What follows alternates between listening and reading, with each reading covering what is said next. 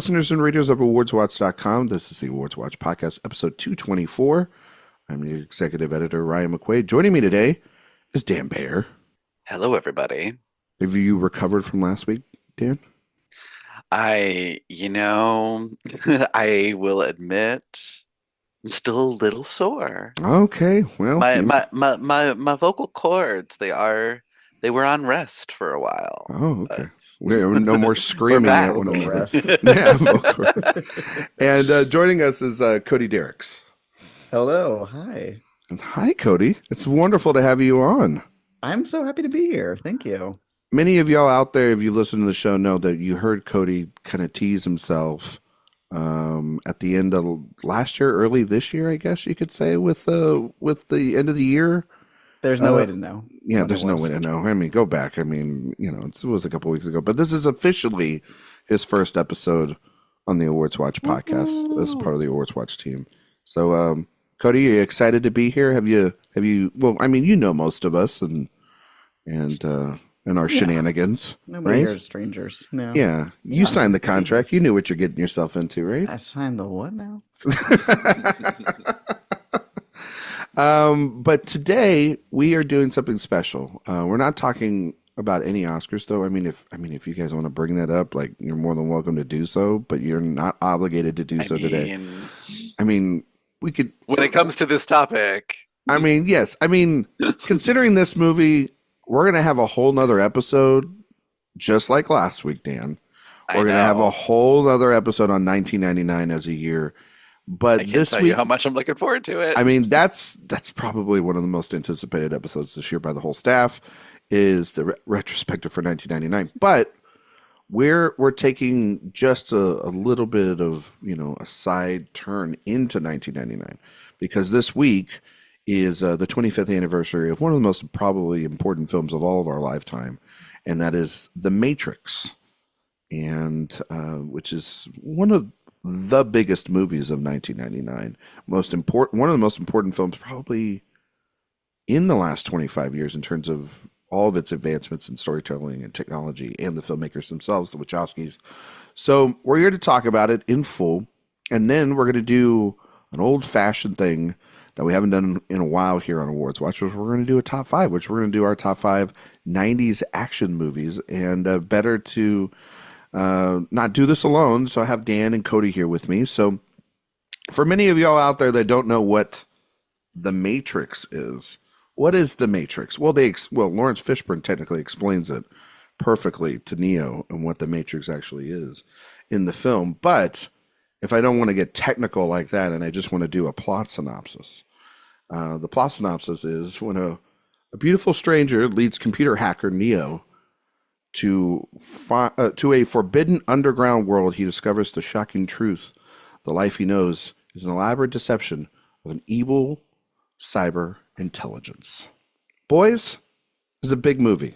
It's a big movie to discuss on any podcast, wherever you're at, let alone on the Awards Watch podcast, because it's such a vital, important movie, not just for our generation, but for cinema history. So, Cody, I'm going to start with you.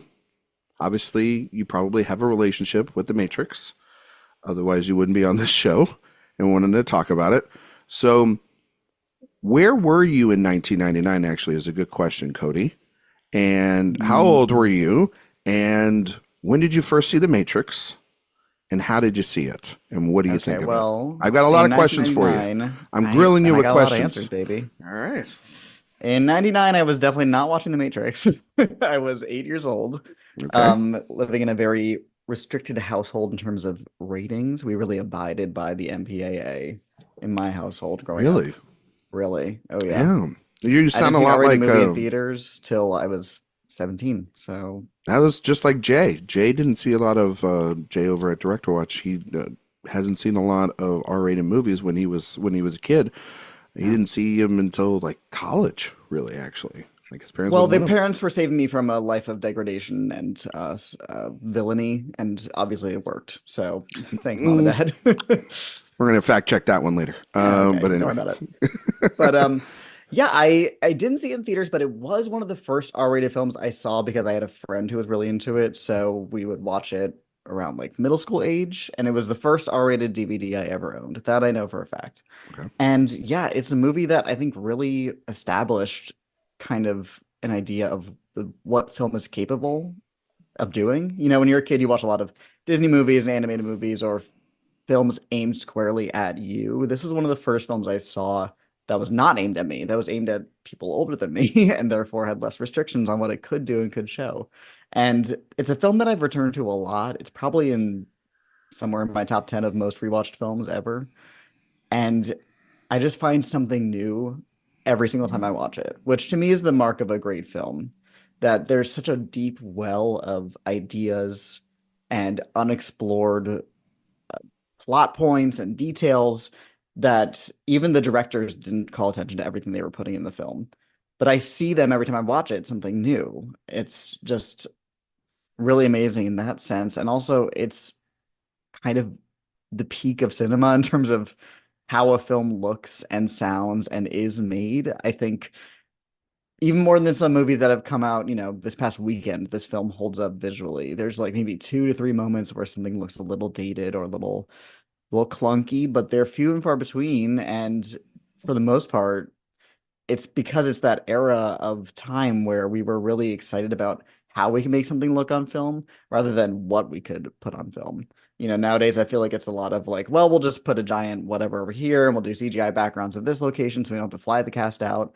And back then, this is the era of what can we do with CGI and how good can we possibly make it look to impress the audience because that's what they're coming to theaters to see.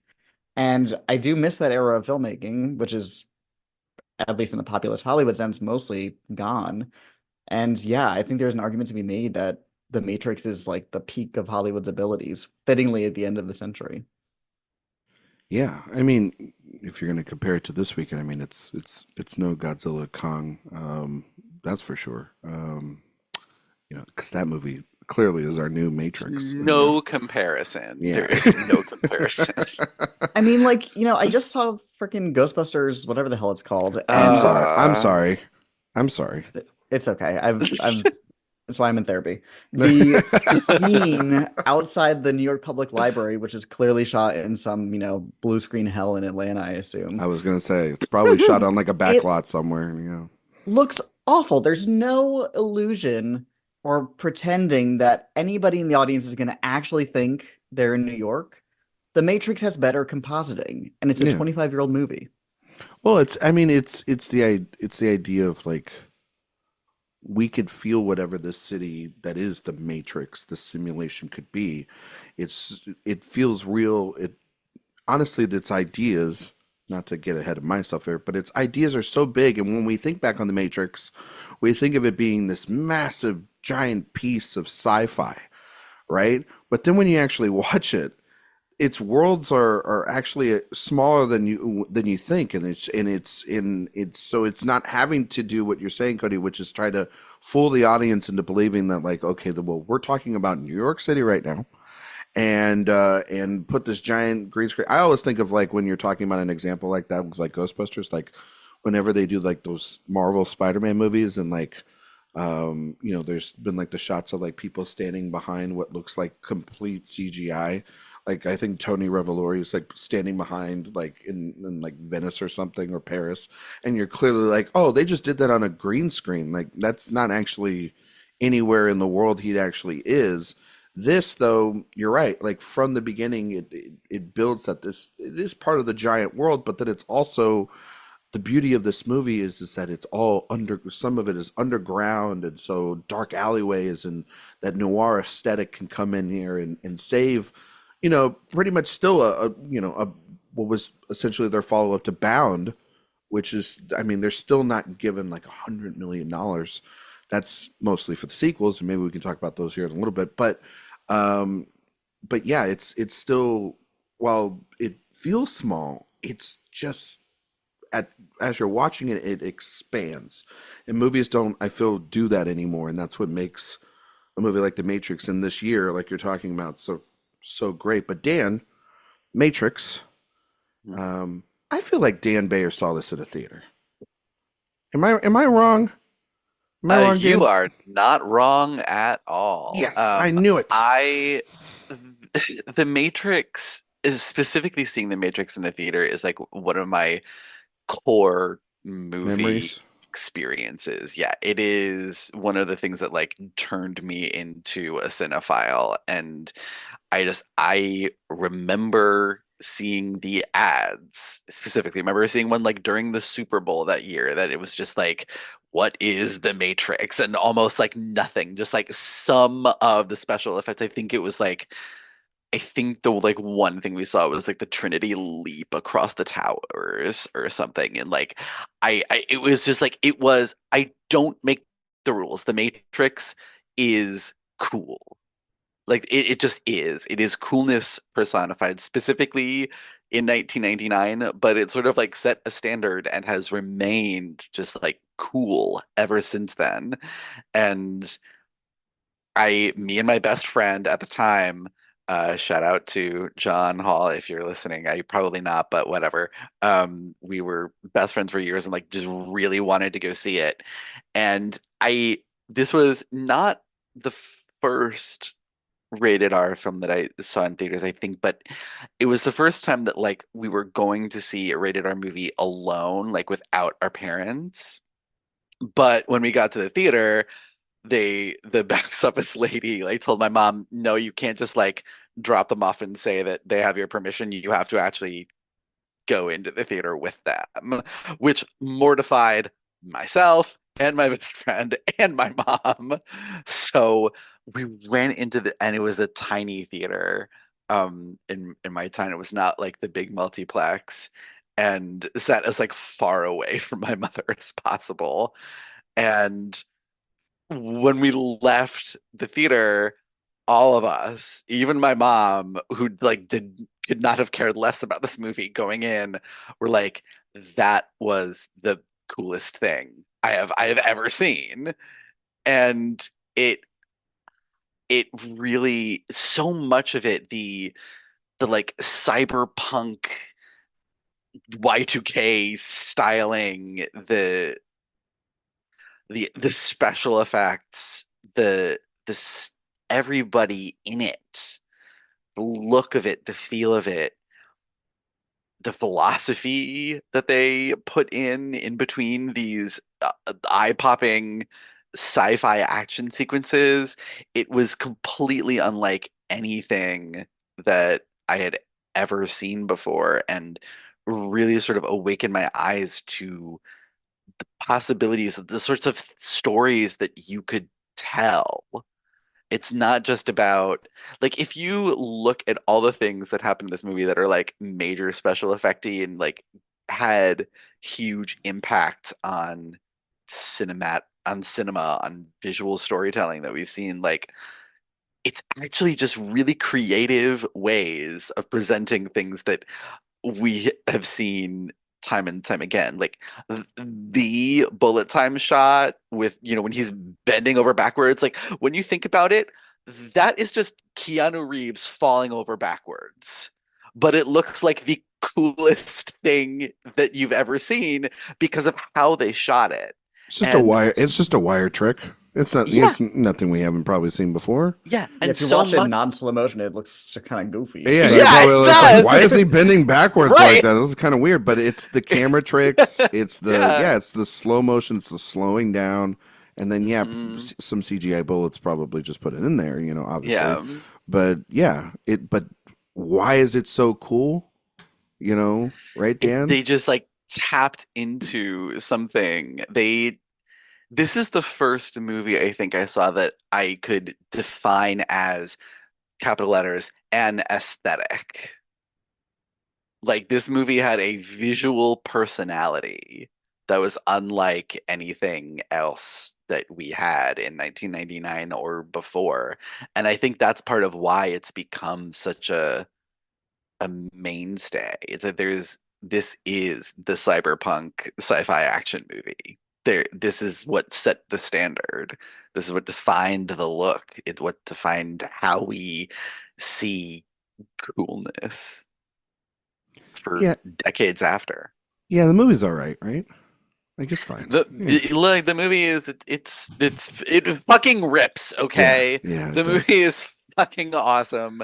No one is cooler than Keanu Reeves and Carrie-Anne Moss in this movie. No one is more badass than the two of them in that leather and those trench coats and the sunglasses and their slicked back black hair walking into this building with duffel bags full of fucking machine Just guns. the idea of them putting them through the scanner, right? And you're like, Oh my god! you think you're gonna get away with that? Like it's brilliant. They're having fun. They're having You fun. gotta fun in the Matrix. I'm just gonna take this bomb inside here and a jacket full of guns and a pocket full of dreams. You know? The movie is Guns. so cool that like there's a moment every time I rewatch it where I go, I gotta get a leather trench coat. You don't. Yes! You don't gotta You get. don't need it for the wardrobe. No. Does not matter.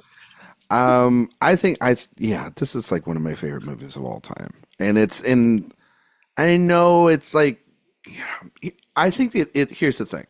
We talked about this for Director Watch coming up this week because we're in the middle of the Sofia Coppola series, and we talked about Lost in Translation, me and Jay, this past week, and Lost in Translation is a lot. I mean, it's nothing similar in terms of like the ideas and themes of the Matrix. But what I think it does categorize itself is movies of our generation that people have seen to not think as cool of, or because they're so popular, if you say that they're one of your favorite films of all time, then you're just simple, you're basic, because like, movies existed before 1999 or before 1990 or 1980. Streaming services don't believe that, but at the least we'd like to believe that, you know what I mean? And my thing is that every time I watch The Matrix, I am right there with my good friend Cody Dericks. I find something new every single time I'm watching this movie, but I'm also still awed by this movie every single time I watch it, that we actually have it, that it exists, that it penetrated the zeitgeist enough to become one of the greatest movies ever made. Like, this is a movie in its same year, because I just rewatched this movie too, so kind of spoilers for maybe some other work that I'm doing on the side. But I watched a movie this past week, a movie that came out in 1999. That's a quote unquote technologically advanced, right? And kind of what Cody and I we're talking about the green screen technology of these franchise films. That movie is the building block of which the Marvel Cinematic Universe and the Zack Snyder crap at DC and all of that everything in between, and probably even Ghostbusters Frozen Empire is built off of. And that's The Phantom Menace, which is a movie that is completely just, if you've ever heard any cast member from that movie talk about it, they were just acting to a bunch of green screens. They were not actually like on, because Naboo doesn't exist. You know what I mean? Or, some of these, Cody, I forgot to tell you this. Oh my God. Here on the Awards Watch show, we kind of break some myths. So Naboo. You're not afraid to say the things others don't. Got it. Listen, Yeah. we take risks on here, and unfortunately, Naboo doesn't exist. Coruscant does, weirdly enough. Tatooine does. Jakku, not so much. So sorry, Ray. Thank you. Yeah. Anyway, just wanted to clarify that. And as we all know, Alderaan no longer exists. Exactly. And Too it's soon. some people, too soon, Dan. It was peaceful. All right. It was a peaceful planet. All right. It was a tragedy. It was a tragedy. Yeah. Never forget. Anyway, moving back to The Matrix. This is a movie that also, spawned the slow motion technology, probably even a little bit for Zack Snyder too, to use as well. But Dan, you're more correct, is that it was still built within an aesthetic. It was using all these technology and sci-fi and special effects to better move Lana and Lily Wachowski's story forward. And at the core of this movie, while there is this sort of, obviously about the idea of that we're all part of a machine and that the world that we know is a bunch of bullshit, and then it kind of like feels like a very cynical take and scary take on what our world could be, or what we have to do to fight in order to stay alive in our world. But really, at the core of this movie, what makes The Matrix so special is that this is a love story. And then it's like a love story for people. And that the power of this movie isn't about how many bullets come out. It's about the power of belief and the power of love. It's the most hippie fucking movie you could ever watch. And yet, it's beautiful. And it makes me cry every single time. I mean, the fact that like Neo has got all these bullets in him, and it's, and that he's about to like literally die. And Trinity tells him her purpose, and it's all built within this amalgamation of different mythologies and just lore and all this stuff. And yet all it takes is the simple belief and a kiss from the person that you're meant to be with the rest of your life, and you can be invincible. You could literally fly in the Matrix by the end of this movie. And yes, Keanu's fantastic. Carrie-Anne Moss, badass. Lawrence Fishburne is absolutely incredible in this movie as Morpheus. And Hugo Weaving is incredible as Agent Smith. That's the other thing, too. It's like you got to have a really great villain to make this whole thing work.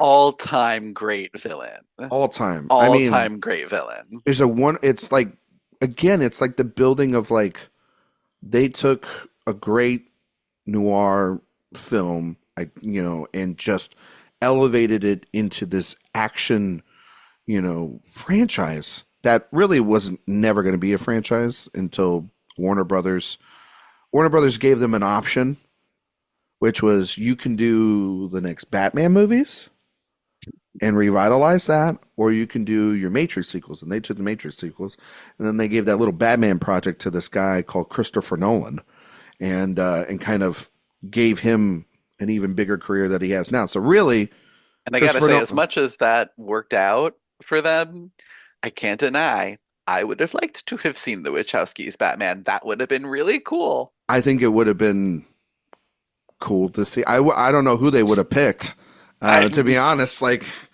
I mean, it probably wouldn't be Keanu, but like, I mean, you could probably imagine that.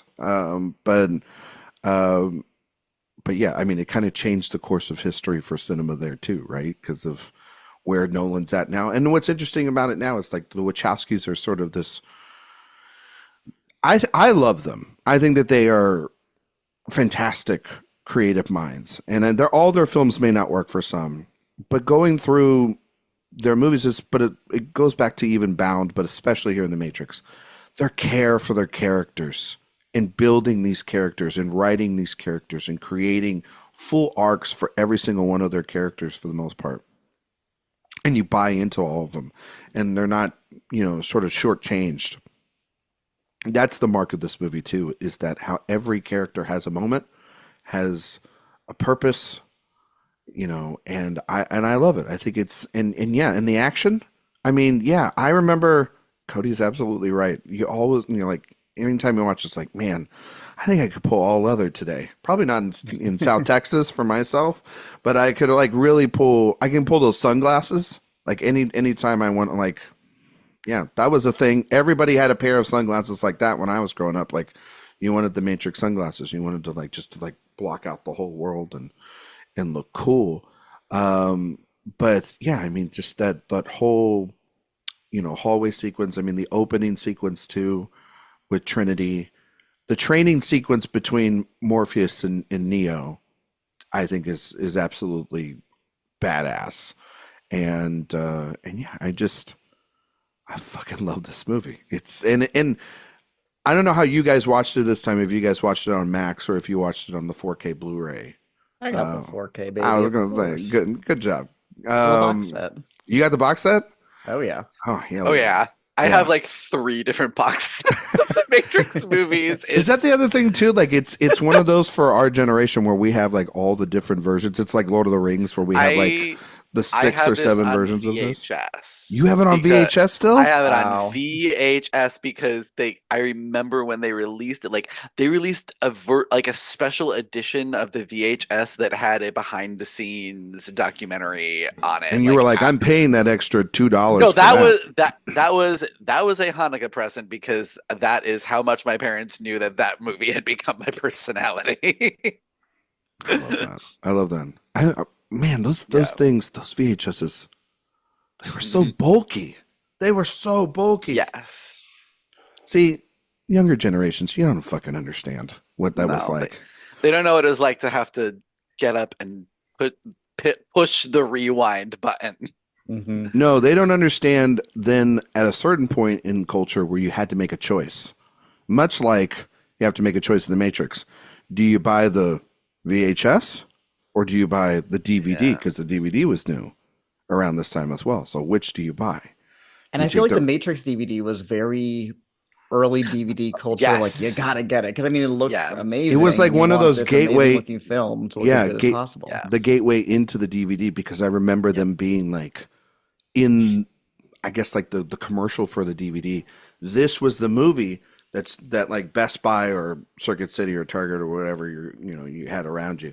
They were using this movie to Mhm. showcase the sound, Oh to yeah. showcase the visuals of what it could look like what it could be. Like people are like, people, because people are, I don't know if you guys know this, people are dumb.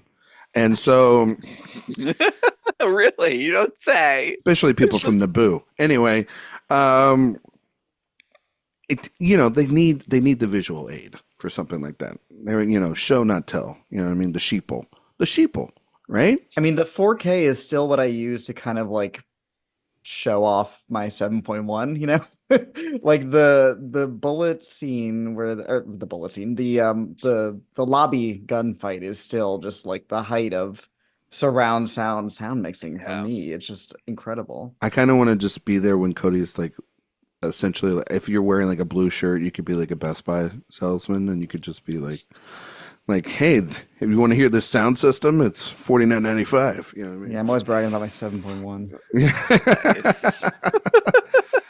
It's got a 9.8 customer rating. It's Listen. great. Listen, but no, I use it. It's one of the best ones I have. 4K Blu-rays.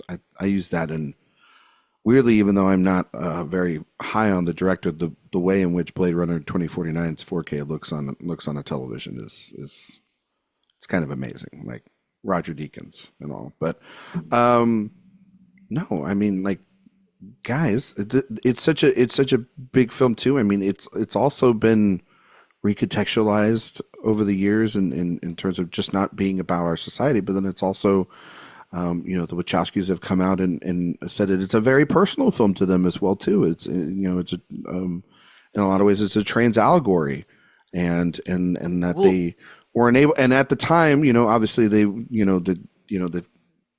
we weren't out as trans, but now they've evolved from to telling the public that this was always their intent about having truly what they felt, and it's really in there. Like if you go into it and watch The Matrix from that perspective, from that thought process of what Lily and Lana have stated about their own personal identity into it, I think it kind of makes it really, really special. And even the sequels then later too, about just like kind of fighting for love, but fighting for who you are and finding your place, and fighting against the sort of evil and the idea of conformity, the idea of being the same, like the idea of like Agent Smith later in the films, like essentially wanting the same thing and against like a band of people that are different and unique and have special abilities. And so I find that to be, it's really interesting of like that these movies have always been considered like weird or out there or like messy, but I don't know. I've always thought every Matrix film, even the new one that came out a couple years ago, they all work. And they all work because of the sincerity behind the Wachowski. But Dan, you were going to say something. Yeah, well, I remember reading something several years back that Keanu Reeves said like one of the first draft of the scripts that he saw, who you were in the Matrix, everyone was a different sex in the reality in Zion.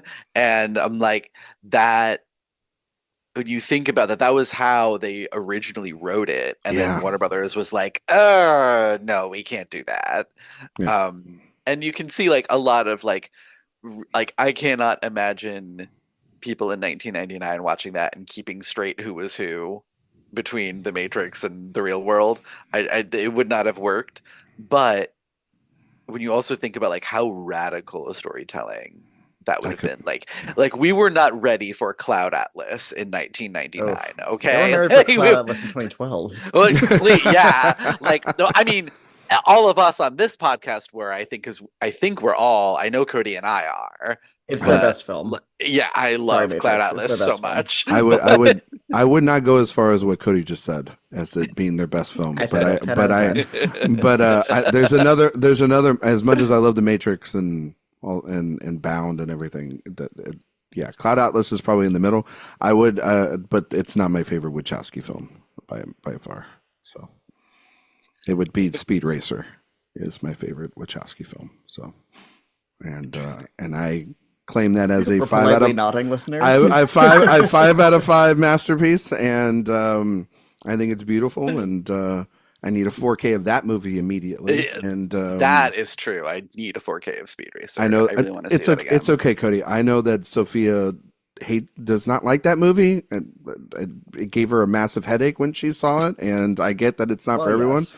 But the IMAX experience when we were growing up of seeing Speed Racer and just kind of how beautiful that movie is, and again, it's almost like an extension of the capitalistic ideas of everything within the Matrix or just in general, and then just how that kind of breaks the mold of the CGI because it's all sincere. God damn it! Now I gotta go watch Speed Racer again. Like that's the thing, but like no, they don't. I think they only have like one bad movie outright, the Wachowskis, and that's Jupiter Ascending. I don't. Jupiter Ascending rules. I will not hear anything. I don't like Jupiter Ascending. I'm sorry. Like, it's. I think it's good, but not for the reasons the film thinks is good. But I have a good time watching it. Yeah. Do you think it's like good? Like one of those? It's so bad that it's good. Is that it's what also it is? a film I definitely watched in 2020, so I really can't judge any opinion I have about it. But I remember having a good time.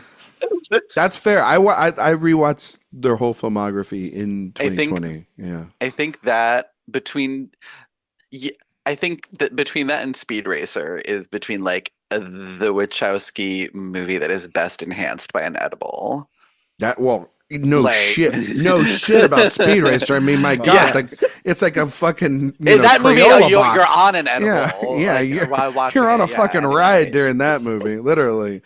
But I mean, to bring it back to the Matrix, because Jupiter Ascending and Speed Racer, those are both like real explosions of production design and color and just like maximalist filmmaking. And you look at the Matrix, and the Matrix is practically minimalist in comparison. Like there is this is just like dark, drab, anonymous looking buildings and warehouses, and like just you could not make this look more generic, and yet I mean, that's like thematically resonant because he's Exactly. supposed to be an everyman who actually has abilities and powers and possibilities beyond what the world around him is telling him he can do. Exactly. And like the way this sort of like this sickly green sheen over the whole movie that like shouldn't work but somehow does, and combine that with the costuming and the look of the characters, it was one of the first movies I think that really nailed the video game aesthetic. And I think that's part of what made it so cool at the time and what has made it endure, because that video game aesthetic, it's still very much this way. These just like, anonymous buildings that you can blow people up in, right? And they have more personality now as video games have like expanded to other environments, but it still has that core of like, a sort of generic city, right? Mm-hmm. And then like you have other scenes, like our listeners can't see, but like the background that Cody has right now, the I Know Kung Fu scene, which is just like, even in 1999, people would like instantly recognize that, oh, okay, we're getting Mortal Kombat right now. Like it's just, the setup was straight out of a fighter game. All it's missing is the health bars on top of the screen. Like it nailed that look in a way that just sort of upped the cool factor of everything that they were doing. And then when you have Yuan Woping's wire fu choreography, your eyes just don't know where to look and they pop out of your head because everything is so exciting to watch. Yeah. And they film it. I feel like this movie, it's remembered a lot for like the look and the special effects. But if you look at how they shoot the action sequences, this is to me is the real progenitor of the type of action we're getting from 8711 today, like with Chad Stahelski and David Leitch and all these movies where we're really focusing on the practical effects. Like this is how like this movie is because like so Leitch and legible. Stahelski, they're they're stuntmen. They're stuntmen for Reeves at this time. Like, you know what I mean? They know him. You know what I mean? Like the movie, like The Fog, like anything that's like the modern action film from just like the practical standpoint, again, is built off the back of The Matrix. That they're now the, weirdly enough to say this, they are the resistance to the massive corporate machine that is making the CGI gobbledygook, which is essentially what The Matrix is. It is. You can also look at this as a massive, look at the film industry at large, and how we are turning to a mostly computer-generated, machine-driven, money-driven machine that doesn't account for human emotion, that doesn't account for, it wants everybody to be in its right place.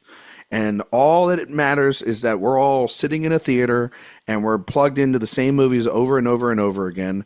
Marvel Cinematic Universe. And essentially there's no imagination, there's no creativity, there's no freedom for storytellers to create. And so that's what's so interesting about this too, is like when you think about it, the meta context of everything. Like if you just take this movie down for just what it is, just what they are delivering it to you, it's vastly complex and it's vastly interesting about literally our whole society, our whole world crumbled upon itself many years ago. And because like literally Morpheus shows Neo that New York City is like, bye-bye, it's gone. Like, like the whole world that wasteland. You think that, it's a wasteland. Which is still one of the most, I think, haunting images of this entire movie. And this is right around the time of Y2K as well too. So that only heightens the angst or the nervousness of everybody when they're in the theater of seeing like, holy shit, like we have all this, like end of the world fever within 1999. And now we're watching a movie about it essentially too. Like what I love most about it is like the movie, like it kind of gets to have it both ways. Yeah, it does. Because like they mentioned like we took, they created the Matrix, it's like the peak of human civilization, 1999. And like the weird thing is that like as time has gone on, I look back and I'm like, maybe they were right. Maybe like it's that late 90s thing of like, wow, there's not really anything going on right now, like in this country that's, making us too sad, at least on the mainstream level. Did we like do it? Did we win? Is there like nothing more to happen? And then like the economy is moving, but you see that in these late specifically 1999 movies like American Beauty and Fight Club are all reckoning with this, where it's like, what do we do now?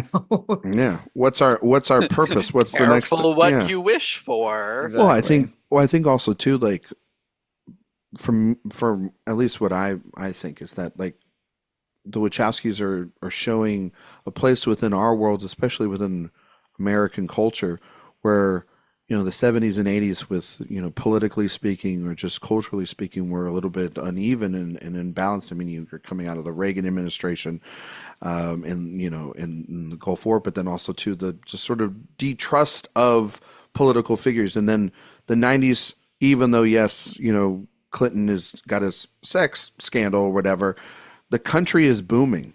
The idea of like we can go back to sort of the way things were before Watergate and be, plugged into things that are outside the political consciousness. And then a year later is the Bush Gore election and then kind of the downfall of trusting in political like process and becoming cynical again and us sort of self-imploding and everything, which this movie basically predicted. Yeah, it predicts right? that we're gonna all turn on one another and get divided, and then we're gonna start blowing each other up, and then that's all that's gonna be left, and is that the machines are gonna take over, and it's like and like people do with good fantasy sci-fi, they look at the Matrix and then start being like, no, but what if like, are we living in a simulation? Like, what if the machines have taken over? And like the fact that the conversations we're having about AI now in 2024, I'm like, have none of you scientists seen The Matrix? Like, do you not know what happens? Well, the funny thing about this movie is that its legacy is kind of defined, besides on a cinematic level in terms of what it achieved. So much of the cultural legacy is like kind of rotten, like it brings about things, not intentionally, but it brings about things like the Red Pill movement and like you said, Dan, simulation theory, and people like losing their minds over that. And then that's why I think it's so interesting. You watch Resurrections is totally, the director saying, actually, no, I'm going to take this back from you guys. And actually, you're fucking idiots if you didn't read this properly. Yeah. No, it's when you watch Resurrections, like you're saying, Cody, it becomes like, we got to rebuild this because we've seen the last 25 years of this shit. And you took it way too wrong. I mean, Dan, you're even mentioning it, like, it plays in, the sort of iconography, the costumes and aesthetics. It's been the influence, sadly, or at least mimicked by mass shooters and people that took it either way too seriously or didn't understand it nearly enough. I mean, I remember when Reloaded came out and there was a tragedy and this guy dressed up as full Neo and killed his parents somewhere in the country. I don't remember where exactly, but I remember hearing that story and I was just like, it goes back to the thing of like, it's not on the creators, they can obviously condemn it or whatever, but it's not on them. Like they are just creating a movie to provoke discussion, but then these things get into the hands of whoever and they become, it's no different than the Dark Knight essentially too. Like that caused its own tragedy within itself. But but for me, what's so interesting still about the Matrix is beyond, I mean, obviously something like that. I mean, it was also a movie that was like, the other thing too about it, which its violence was sort of then turned upon by people because they're like, it's so violent, it's so like I remember parents when that were around that age, like around my age, kids that were around my age, they wouldn't let them watch The Matrix because like The Matrix is violent and that's it's got it's out there, it's different, it's unique and everything, but and they tried to brand it and label it something, which is very interesting that the conformist people want to label a movie like this that's out there and different and boundary pushing as crazy and forbidden, because that's honestly kind of what the Wachowskis are kind of going for. But when you watch it again, it's actually not as out there as even like Reloaded, which has like a full on like the sequels are wild. The Zion sequence where they're all dancing the night before they're essentially going to go off the rave. My God. Which if you go into, listeners, and watch The Matrix Reloaded and go into that rave, somewhere within those people is our own editor-in-chief Eric Anderson. He was an extra on The Matrix Reloaded. Oh my God. He is in the rave. I think I spotted him one night, but I couldn't be sure if it was him. But he's in there. He's doing all the Zion drugs or whatever that you need. You know what I mean? To know what he was wearing. Right. Honestly, I'd never asked Eric what. I was gonna say. I mean, everybody. everyone was, not wearing shirts there. I'll tell you that. But yeah, like those are but still also too, there's also like this almost like, I don't know which one of you said it, but it has like a video game, but also cartoonish level, like it very much is adapting from anime. It's sort of a way of violence, but it's not nearly of like when you think of like Tarantino and when he used anime for Kill Bill. That's a blood-soaked masterpiece, in my opinion. It's still very minimal, I think, in a lot of ways of what it's showing here. I mean, you look at the amount of blood in this movie is like shockingly low for how many bullets there are, and I think that was one of the reasons I think that like my parents were like, okay, like you can see it, there's not a lot of blood or gore, but like you're right that it is kind of cartoonish, like that sequence in the lobby of the building when they with all the guns, like the pieces of set that just go flying, and you're like, that is styrofoam. That is not actual concrete. But also too, like 95% of the bullets in that sequence don't hit anything. They go on the floor. Like it's all imagery. It's not about like it's like a stormtrooper's paradise in that thing. Like nobody's aiming and hitting anything, like, except the wall. And so that's what I love about it. But no, I think that it's such an interesting touch point in culture, and Dan, I think you alluded to it. It's also one of those where it didn't make any sense why it didn't get more love, maybe from the Academy, or maybe it's just one of those where I remember being shocked that it got the amount of love that it did when nominations came out. I thought this movie was way too cool for the Academy, and then for it to win all four, and for the one that like I remember at the time hoping that it would win Best Visual Effects over Phantom Menace, but thinking just like, at the time, the fact that Phantom Menace, they created like whole characters digitally, like that was huge. That was such a technical innovation that I was like, well, obviously that's going to win, even though everyone sort of agreed that The Matrix looked better as a whole, and then it won that. But for The Matrix to win Best Editing over Best Picture nominees, well, Dan, to be fair, insane. Dan, to be fair, The Matrix was nominated for 4 Oscars in 2000. And it won 4. But it has now essentially been nominated for 5 Oscars. Oh, no, not this. I know what you're going to say. Dan, and it didn't win that Oscar. Don't. Because it's been nominated since. For the Oscars cheer moment, guys. Hey, please. It is on the IMDb Awards page, so it is there. It does exist. As a nominee that didn't win. Dan, do you remember what the moments were? Wait, let me see if I can do this. Okay, don't look, Cody, but like Cody, you guess them. All right. The winner, obviously, is The Flash Enters the Speed Force. We were all there. Yeah, we were all there. We saw we all it. stood up and cheered when that movie, which did not have a theatrical release, much happened. like 9/11. We all remember when we saw that. Okay? When he entered the Speed Force. Yes, exactly. One of them was weirdly like Dreamgirls. was yes. Jennifer Hudson singing I'm telling you. Yeah.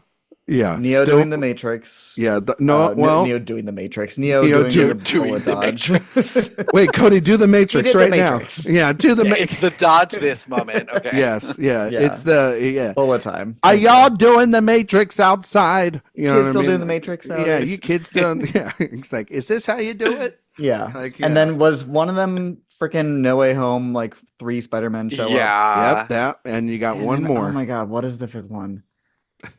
It's gonna be something so stupid. I think it was another like really random another one. Marvel. No, it was Cody, you're right on. Yeah, it was another. Is it Marvel. Like the Portals moment in Endgame? It was the Portals moment in Endgame when the Avengers assembled to fight Thanos. Yes. I'm so glad my brain held on to that. Thank you so much.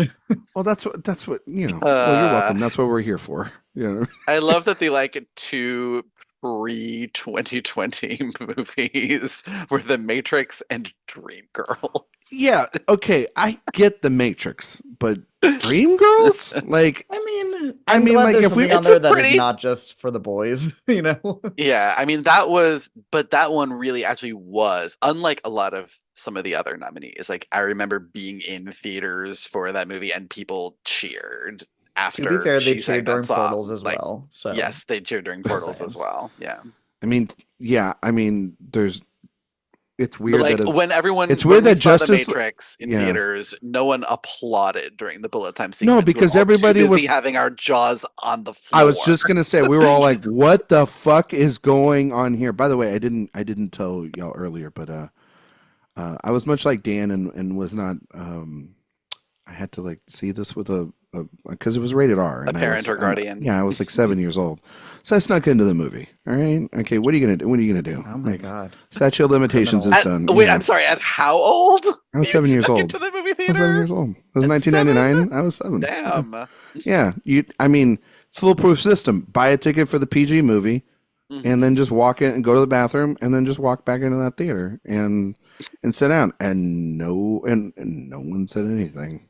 Trying to imagine the movie that you actually bought a ticket for in 1999. Can't even remember what it was. Honestly, to be fair, I can't. I Probably like remember Dudley seeing Do Right or something. it was probably something like terrible like They that. were little. I mean, like that was the thing. Like you could get away with that because there were assigned seats way back when. Yeah. And people don't give a shit. You know what I mean? So, I just one time it happened where someone was like, "Should you be here?" And I'm just like, "All right." And then I just Should you be here? should you be here, asshole? Like this And then- isn't the and Disney so, movie? like, what I did was I went back to the bathroom and then I just moved to a different seat and then I was fine. So it's like, Wow. you know, hey, if you ever, you know, this is probably why movies went to assigned seating, but you know, if you could have got away with it way back when, you could buy a ticket for one and then be there all day for the movies if you just knew the times. I never participated in such criminal activities. Oh, Listeners, you I want you to never- know. You've never done that. No one's ever done that from our generation. No. I mean, like, it's not like you ever illegally downloaded a movie ever before in your life either, right, Cody? Never. Right. What does the thing say? Piracy is not a victimless crime. Sneaking into movies is not a victimless crime. Yeah, come on, like, get the fuck out of here. I have do- only I done that do- once in my life, and I felt very good about the movie that I snuck in to see. What'd you sneak into? Wolf of Wall Street. Really? It was Christmas Day. Me and my partner at the time, we decided to do like a whole day at the movies thing, and we saw American Hustle, Secret Life of Walter Mitty, and ended with Wolf of Wall Street. So you ended with a And good movie. 3 Best Picture nominees.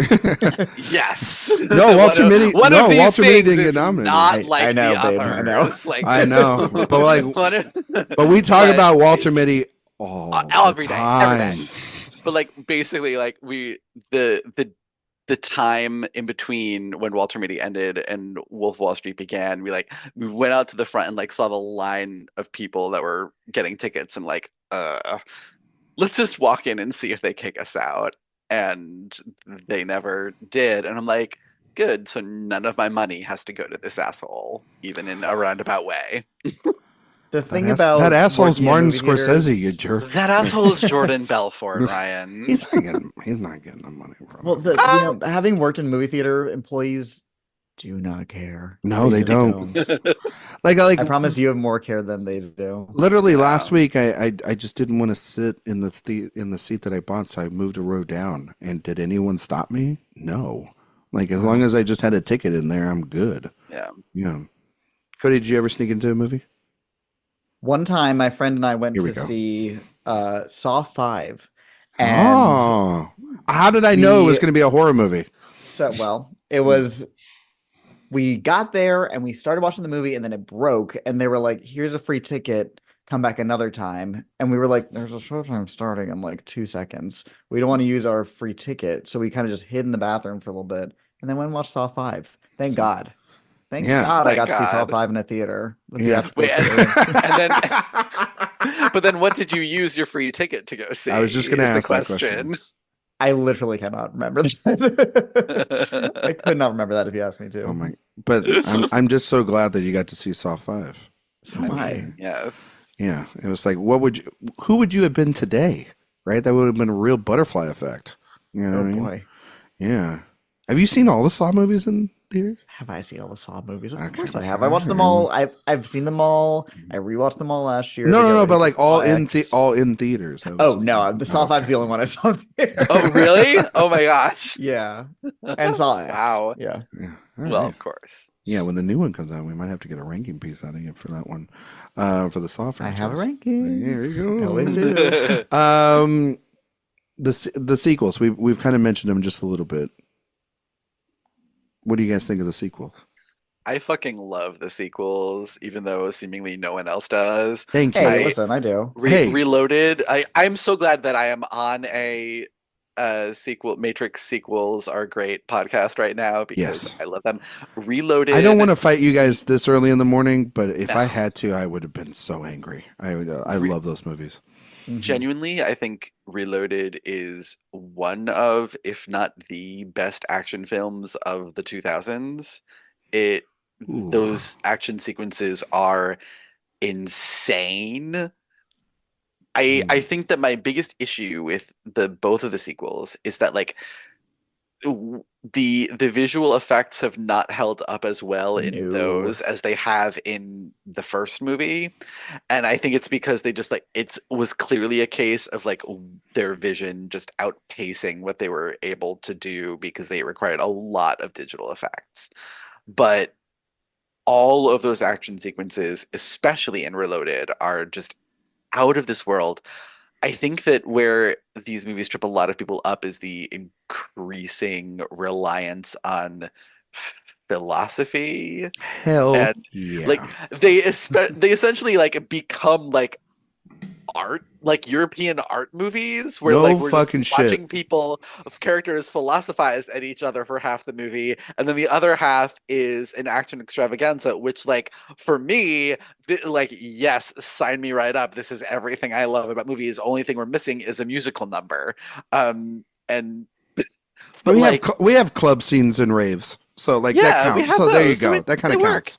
And Yeah. the thing is that like I would understand if like these scenes were just, you know, shot reverse shot or like, you know, master shots of people just talking at each other, but they found such incredibly, again, they found like really interesting new exciting visual ways to shoot these scenes. Like there is a reason why the scene with the architect went, you know, the 2001 version of viral, Hell yeah. you know, like because of how they shot it with going into these TVs and coming out. Like they found interesting visual schema that like helps, unlike say like the sex position on Game of Thrones, like they actually came up with visual conceits that follow along with the concepts they're talking about.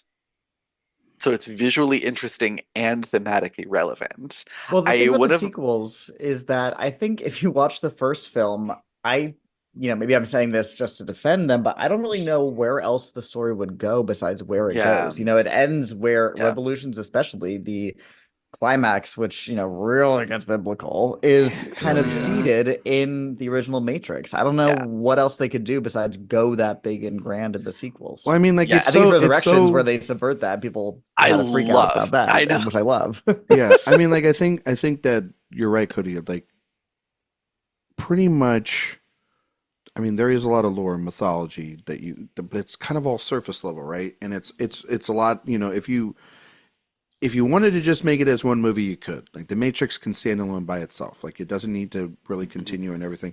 It does leave you with sort of like, okay, well, Neo has kind of conquered the Matrix, and he is the chosen one. He is the one that essentially like brings balance to the whole, you know, force or Yeah, whatever. like, You know what I can mean? say Like it. like literally. I mean- and he is Superman. He is Jesus. He is Luke Skywalker. He is every archetype put together, but he's, you know.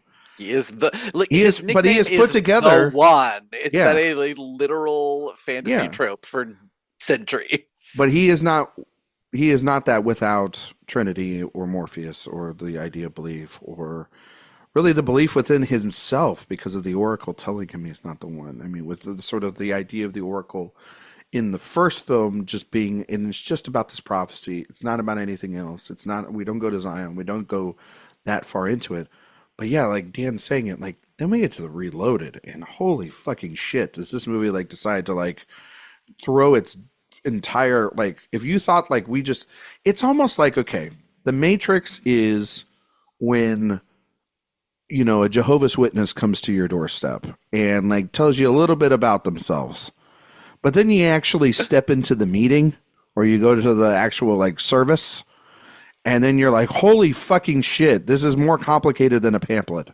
But what if that pamphlet also had one of the greatest action set pieces ever in cinema history on that highway, and which is fucking incredible. But yeah, I just remember, I remember seeing that movie and I thought like, yeah, the architect was cool, but the Merovingian was like, what a fucking character, like causality The Merovingian and everything. Yeah. Fucking, oh my God, that accent. Yeah.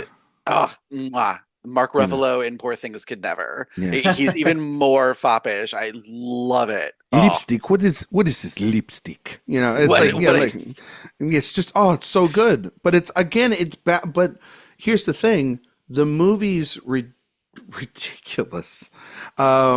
Wonderfully ridiculous, you know, mythology It's aside. over the top. It's great. But again, the movie is centered around the idea of the power of love and how it's the reversal of the saving sequence from the end of the first film.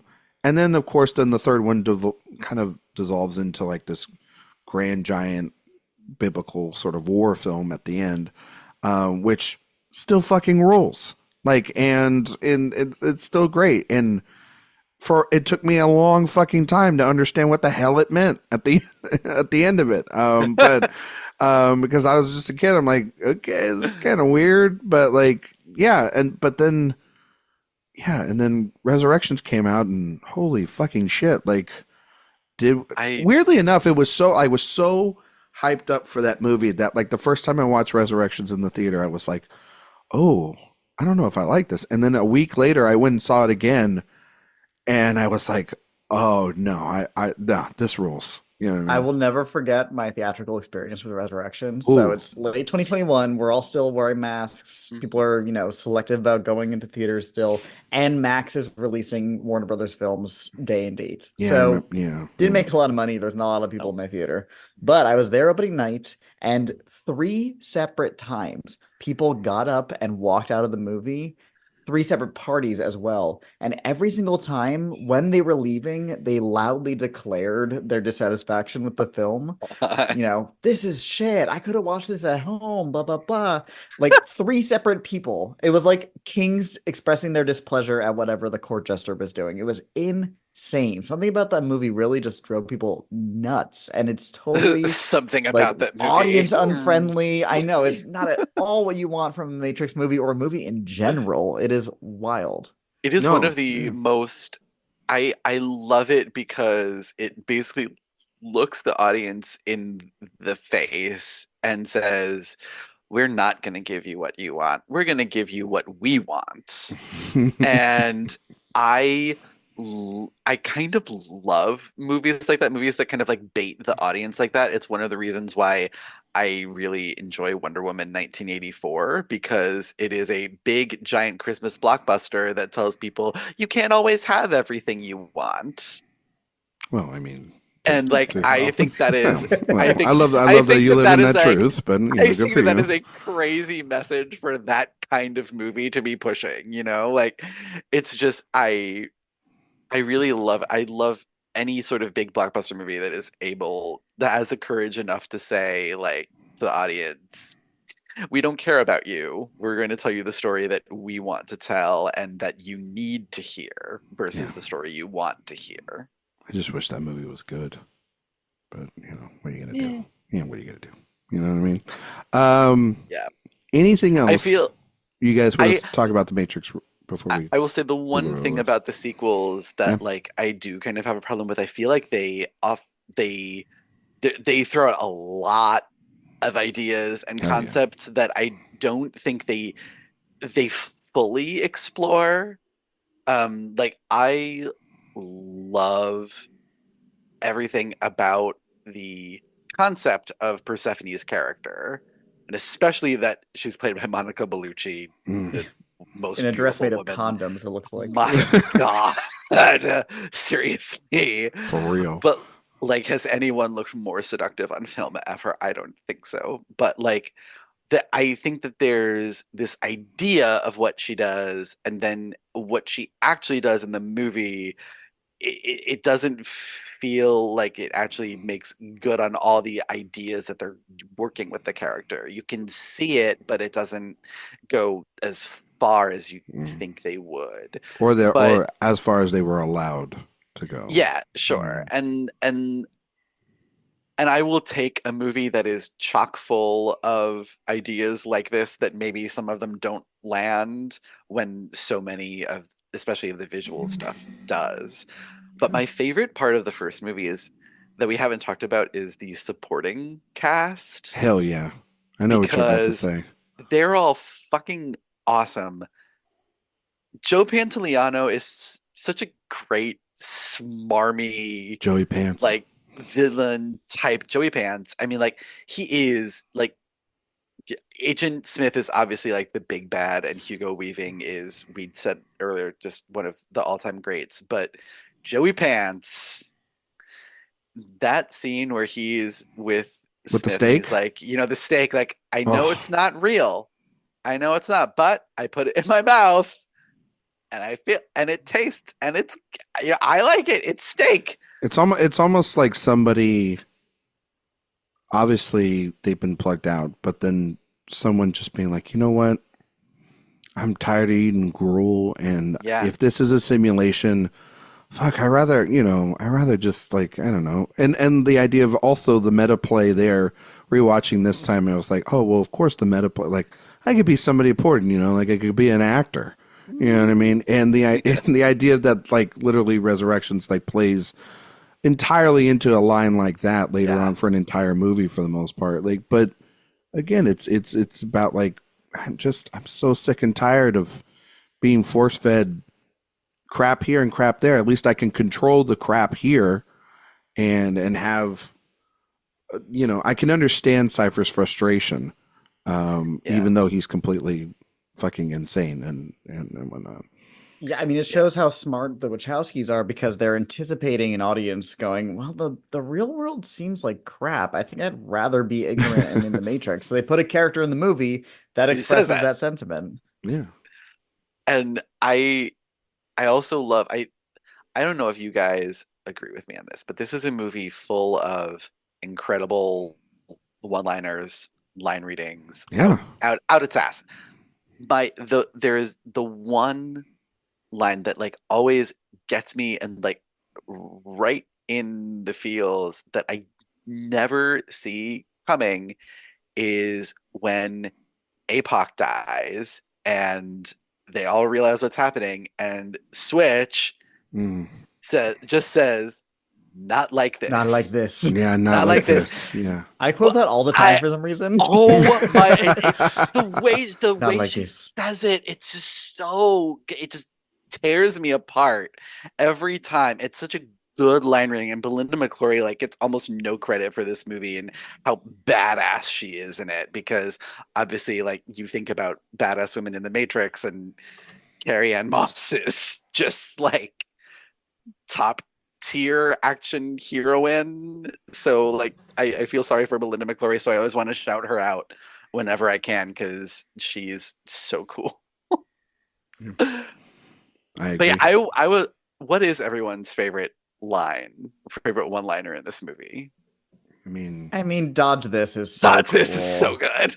It's just great. I mean, mine's always, it's Morpheus. Stop trying to hit me and just hit me. Stop trying to hit me and come on! Stop trying to hit me and hit me. Yeah, it's so good. It's I mean, Cody had melted face Keanu Reeves earlier, but, like, there's a line that that human, or it's a line that Hugo Weaving says to him, I forgot what the line is, but like essentially right before his mouth starts to dissolve, and then but it's not really even the line. It's Hugo Weaving's smile. It's Oh so yeah. terrifying in that moment, right? As like you're literally seeing like Neo dissolve. But then like Neo, when the bug is inside his belly button, it goes, "Holy shit, that thing was real!" Real? Like, like it's The bug when I tell you, like, because like when this movie came out, like no one knew what the fuck it was. It was like one of those things, like they kept this movie so under wraps that, like, because they knew the marketing, the what is the Matrix, and like they kept it. Imagine getting No away one with that knew. nowadays. Like No you one can't get knew. away with this It anymore. was incredible. It Yeah. was incredible. Like 1999 is maybe the best year for movie marketing ever, between this and the Blair Witch Project. Well, and Phantom Menace, never be like and that Phantom Menace like yeah. trailer with Phantom Menace Vader trailer, and everything, and the yeah. teaser poster with young Anakin and the Darth Yeah. Vader shadow. It's A kind of plus. and you're Yeah. right. Blair Witch is right up there. You know, Mhm. it's But like, crazy. so no one knew what this movie was when it opened. So like when that opening sequence, when it goes like full tilt body horror for like 5 minutes, I was like, what the fuck is this movie? What is happening? But I loved it. I love.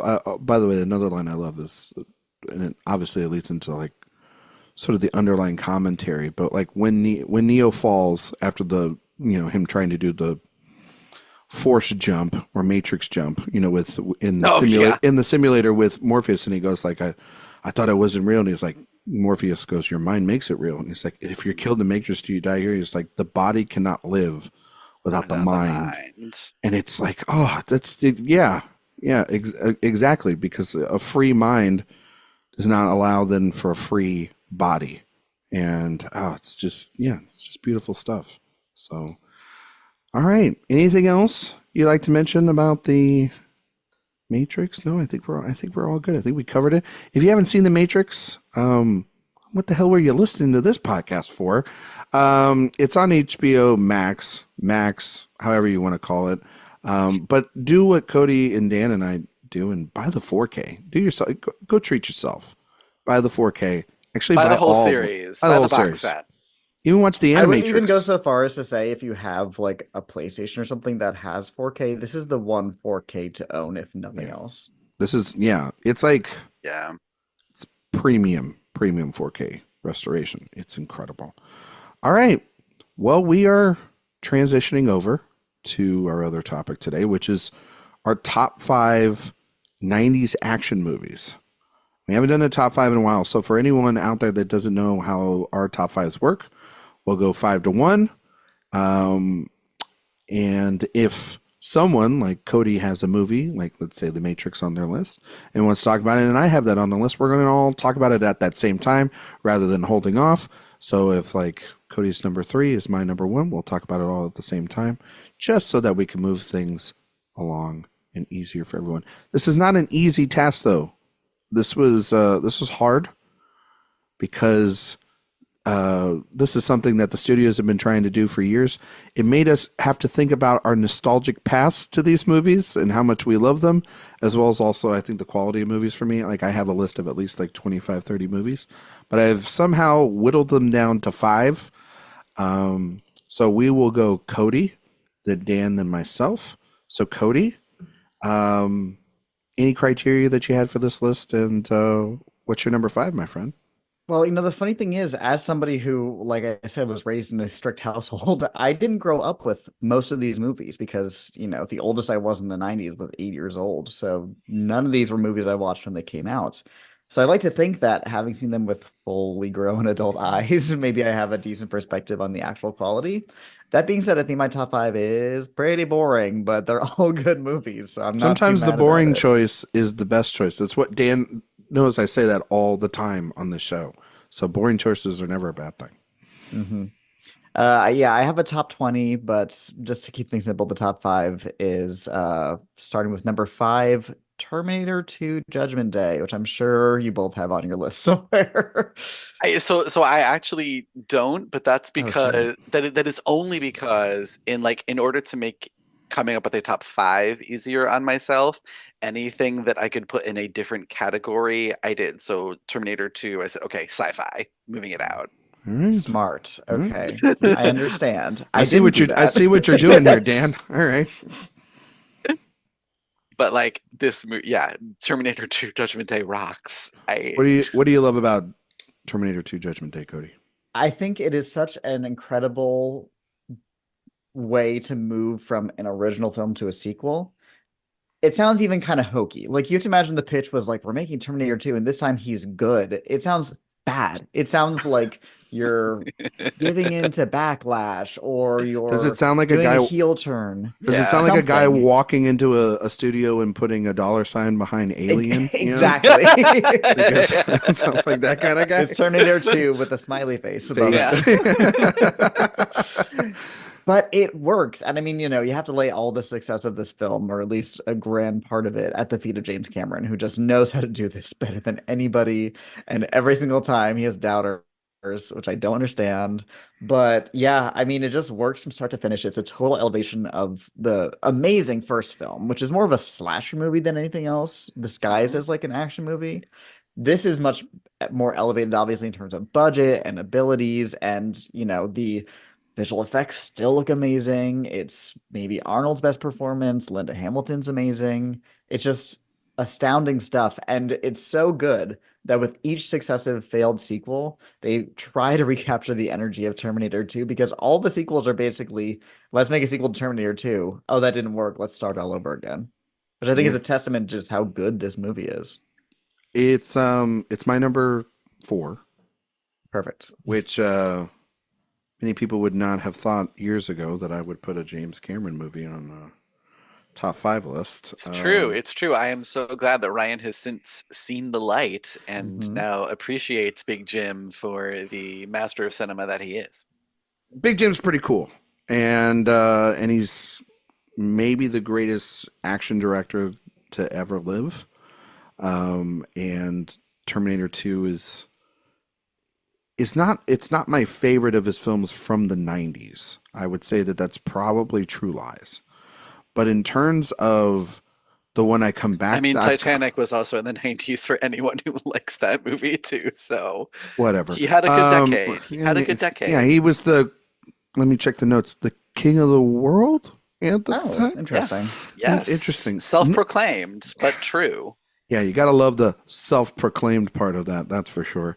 But no, I think that the reason why I go back to T2 is because it's kind of much like The Matrix, technologically advancing everything going forward, flipping audiences' expectations from the original, having its own mythology and story. And what's so great about it is that, like, the movie is one of the movies I've probably seen the most of his filmography. Like, I love True Lies a lot, and I really loved The Way of Water that just came out. But like, T2 is the movie that we will. I mean, probably people will remember him for Titanic, I guess, but And Avatar. and They Avatar. will. But Ryan, they will.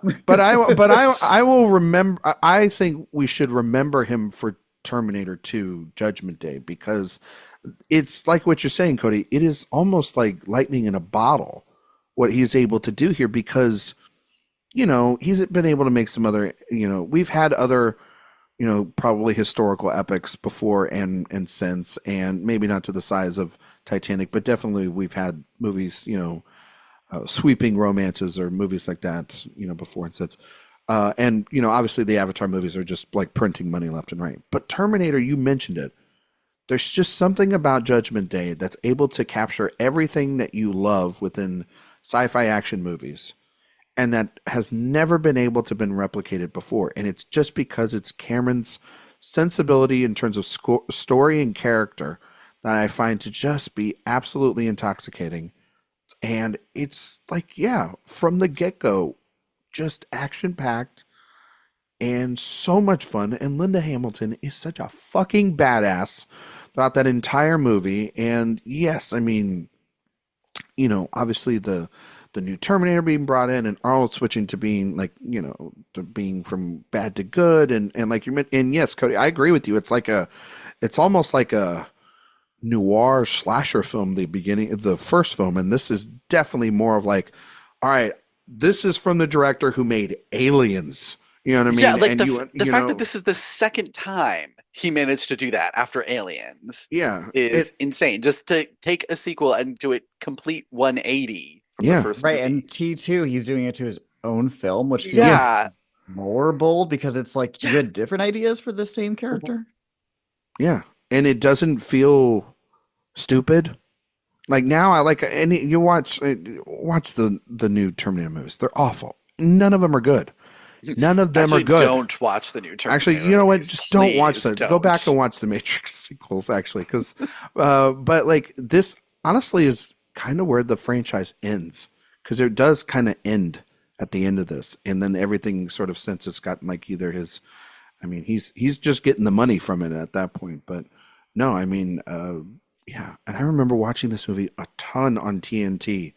Like that last 45 minutes of the movie is like ingrained in my brain. From the moment they're at Skynet, I'm like, yeah, I know how this movie is going to work, move, every cut. Yeah, it's an impressive film for sure. So yeah, that's my number 4. Dan, your number 5. My number 5 is you know, a movie that I don't think people thought was going to become what it did when it came out, but morphed into one of our most durable action franchises, and that is Brian De Palma's Mission Impossible. Yeah. Which, another one, like The Matrix, like it's just freaking cool. It has this energy to it that just powers it along, and it's so self-assured, I guess is the word. Like everything that it does, it is fully committed to, and that the sequence, I call it the tether sequence, but it's in the white room when he's, you know, on the cable, this tether, and he can't like make a sound or touch the floor, is one of the best thriller sequences of certainly that year, and maybe even of the decade. It is Tom Cruise at pure movie star level. Jon Voight making an incredible villain, as he was always meant to be. And I just love the cast for this movie that is so stacked, and they're all gone in like the first 15 minutes. I know, it's just like, oh my god, all these great actors, and then like boom, Kristen Scott Thomas, what? Emilio Estevez, yeah, and then like dead. Yeah, gone. It's so good.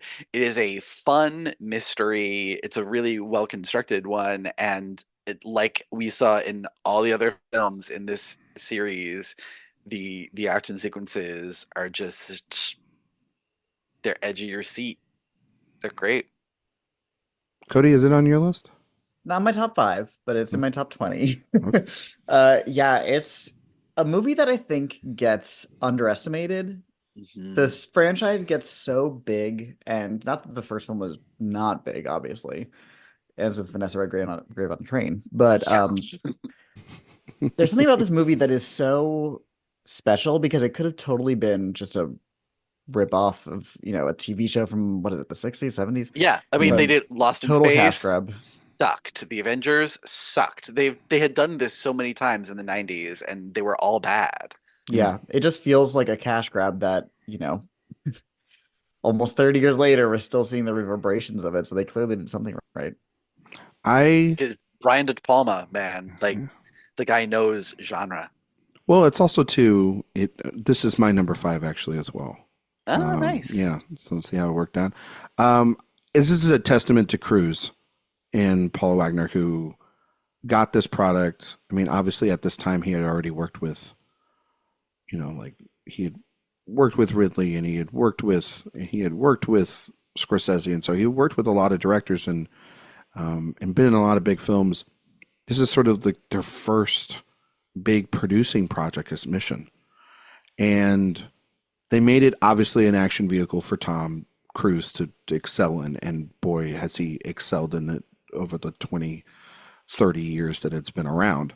But he first realized he needed a good director, and De Palma's the kind of the perfect choices, the sort of way in which De Palma uses angles and faces and close-ups are perfect for like a spy film and a paranoia spy film too. And the idea of, he's on the run the entire time. I mean, we've seen them. When is Ethan Hunt not on the run from his own government? But there's also something very playful about it, inventive, suspenseful. I mean, the scene at the CIA still ranks as one of the most memorable action pieces of the last 30 years. And when you see a clip reel, if it's not on there for Tom Cruise, you're kind of wondering why the fuck it's not, because it's pretty undeniable. And then, it builds out its lore kind of perfectly, but then it also doesn't have to be anything more than a one-off. Since then, like, McQuarrie has kind of really, especially with the last film, taken a lot of respect and homage from this original film. I know that I think Eric says it's still his favorite of the Mission Impossible films. Oh wow! And because I think that there is something special about the story being this, again, grand idea of storytelling, but small in terms of, but the scope is smaller than like climbing the tallest building in the fucking world, or I mean, he still is on a top of a moving train or whatever, but like, yes, it feels fresh and new and different. And I mean, it also starts the obsession that Tom Cruise has with running when he runs through the glass and everything. And it was a perfect way to start. Fish tank explosion is so good with the gum. But if it was just the one movie, it'd still be great. But now it has spawned 6 others and a I believe another one that will be coming out next year. And I love that the franchise really like did kind of what the Alien franchise did, where it took different directors for each of those first 4 or 5 movies and just like let them play in this sandbox and sort of put their own stamp on the material in really cool ways. And I think that's why I've kind of like gravitated a little away from it since it's only been Christopher McQuarrie, even though those films are like, I like that they are more cohesive and we're sort of like telling one story, but it kind of lacks the excitement for me of like those first 4 or 5 when we were getting something different every time. I think it speaks to Tom Cruise's like changing status in Hollywood. Yeah. For the most part, like the late 90s into the 2000s, he was looking for different directors to kind of guide his career along. The star. Like it was only him. Yeah, he was and for the most part, I guess. Yeah, it was either up and coming stars, or if he got a villain, it was still, I mean, like getting Philip Seymour Hoffman for the third one's a pretty big deal. You know what I mean? So good in that movie. And then they like tried to put a replacement in there with Jeremy Renner for him, and he's like, nope, this is still my fucking franchise, and I'm still gonna kick ass in it. And now it's I know he's working. I mean, McQuarrie's doing the next one. After that, it's kind of, who knows what it will be after that point. I mean, those movies are getting more and more expensive as they're getting made. So we'll see. Cody, we're back to you for your number 4. So my number 4, if I was doing Dan's method, this would not be on this list because it definitely is like a blah blah hyphen action movie. But I'm going with Saving Private Ryan, which is a action war film. But I do think, it's most probably well known for its opening 15 minutes or so on the beaches, which is just all action filmmaking. And unlike a lot of the other films on this list that I'm sure we're going to talk about, the action in that movie is not designed to make you go like, hell yeah. It is quite the opposite. It is horrifying and disparaging, and it just makes you see the power and impact of like these things that I don't want to say are being celebrated in the other films, but are definitely being kind of exhibited for awe and entertainment. And this is not entertaining. It is definitely impressive in its the blocking and the way it's shot and how they pulled it off, but it is just harrowing, but really impressive filmmaking. The rest of the movie also is very good. I do subscribe to the notion that it kind of peaks early, and then the ending is also very good. But Mm. that opening, it just shows you like what Spielberg does best. The thing about that opening is the movie is, it starts off so strong. That's kind of hard to do. I mean, like the dialogue is sort of, it is what it is. But every time we get trapped in it, or a plot or exposition, we get these really intimate battle sequences, or we get these long extended shots and of just, Spielberg getting us right into the dirt and the muck of it all. Yeah, I think it's still a very good movie. I saw it. I think once again, Cody's gonna be like, yeah, that makes sense. Like in the last couple of years, I rewatched it and it wasn't as strong, but it might have just been, COVID time, stuck inside. Might need to see it on a big screen. I haven't seen it on a big screen. I would assume that it probably plays incredible because of that sound. And I haven't either. And the last time I watched it, I had COVID. Well, different perspective. Don't want that to happen again for sure. But yeah, I mean, I can understand though why in 98? Yeah, when it came out. I can understand when you watch that movie, just the kind of the scale of it. And he made it on at the time, $50 million budget. Like, yeah, it's fucking crazy. Nuts. Yeah. Like, that's what $50 million can get you, folks, back in 1998. I'm just going to put that out there. You know how they're like re-releasing maybe 50, 60, some movies recently in an IMAX format for no reason whatsoever. Yeah. Re-release this in IMAX. Yeah. Re-release this in IMAX. Spielberg, do you like money? Just put a Saving Private Ryan's $. There you go. Yeah. I would pay good money to see this in a theater with a great sound system. That would be a lot of I wouldn't say fun, but it would be an experience. That's for sure. Well, most Spielberg movies I have seen when they have re-released a bunch of them in the past. Like I remember E.T. and Jurassic Park. I saw Raiders of the Lost Ark in IMAX, so it's not out of the realm of possibilities for him. Dan, you're number 4.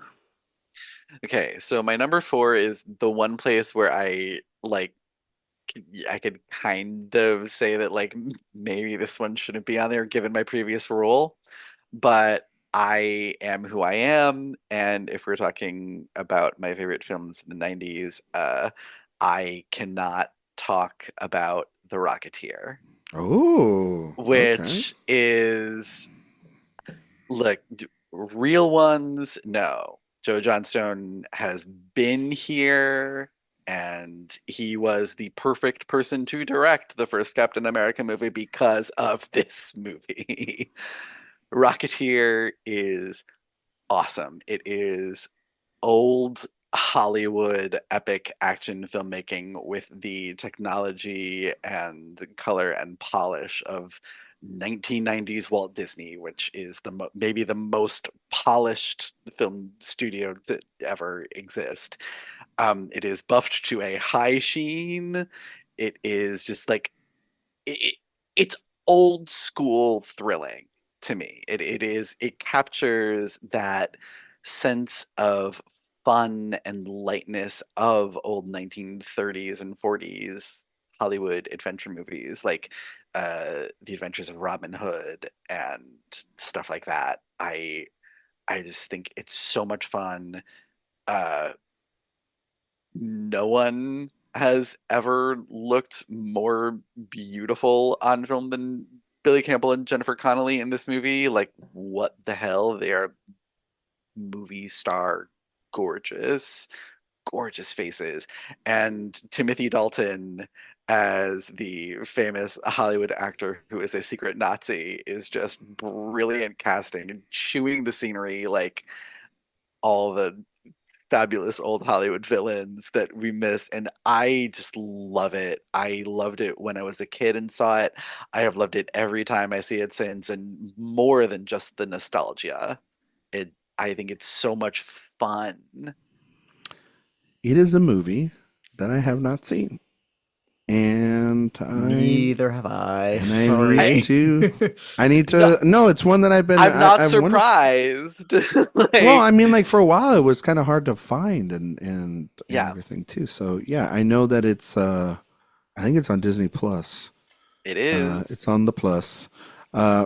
Cody's face when I said Disney Plus, he was like, "Oh no, not that." I don't streaming have plan." Disney Plus because they jacked up their prices. So Oh yeah. Really? I- Okay.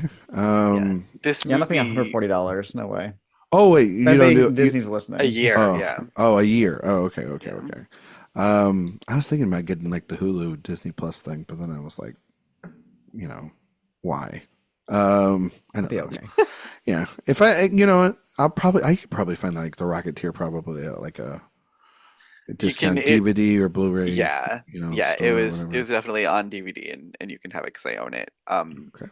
It was one of those movies that like it missed it was ahead of the curve on the whole comic book movie trend by like a couple years. Yeah. And it was also like, super old, super niche comic at that. So it wasn't like it had a huge built-in fan base going in, but people were like not really wanting to see a 1930s 40s adventure flick like Yeah. this at the time, and people just didn't go to see it, and it was considered a huge failure because it didn't make its budget back. But it's so much fun. Like, it's like one of in those the- films where like if you Yeah. didn't see it at the time, you probably have not seen it since because it left no cultural footprint Dan, whatsoever. the Rocketeer always kind of reminded me of like Sky Captain and the World of Tomorrow, like a movie that just Yeah. like people like it has Yeah. its absolute fans. Like I love Sky Captain and the World of Tomorrow when I was a kid. Sky Audiences Captain- just don't like that aesthetic. Yeah, that, they like, don't like that don't. old school, like it's Yeah. made in the 40s and 50s, but it's like set just in the don't future. Yeah, they don't like it, but I like Yeah. it. It's cool. Yeah. It is. I think this is a much more a generic and light film than Sky Captain was. Sky Captain: The World of Tomorrow is like much more esoteric and Yeah. like very dark. Hell yeah. But like this is the Disney version of that. It's the family Oh, friendly okay. version of that. And I have always loved it. I've always had fun with it. Like, yeah, kind of generic popcorn movie, but it hits all those beats so well, and it gets that 30s 40s stylization down perfectly, especially with the score, which is just so rousing. Absolutely. Nostalgia. Gotta love it. Gotta catch up with it here Gotta soon. love it. T2 was my number 4, so we're back to Cody. You're number 3. My number 3. All right. This is probably the most popcorny, entertaining movie on my list. Okay. And it's getting a sequel this year. It's Yes! Twister. This is also my number 3. Twisters. Okay. Twister. Mhm. I just think it's Ugh. so fun. If we talk about The Matrix making you want to buy a leather trench coat, when I watch Twister, I want to buy a truck. I was going to say a You know, pickup I truck. I want to go to a flyover state and I want to just drive around looking at Twisters. It is just so entertaining. I think it also visually looks pretty great. It went to the Jurassic Park school of don't show something too much, show just enough. You don't see a ton of visual effects or CGI in this movie, as much Just at the least as cow. you think you would. There's CGI cows, of course, but yeah, it is just The cow is so good. entertaining. I'm not going to pretend it's anything more than that, but I think it is well made. It's like peak popcorn disaster movie. I just love it so much. It's like a classic summer movie for me. One of Eric Anderson's favorite movies. Yeah. Well, it's taste.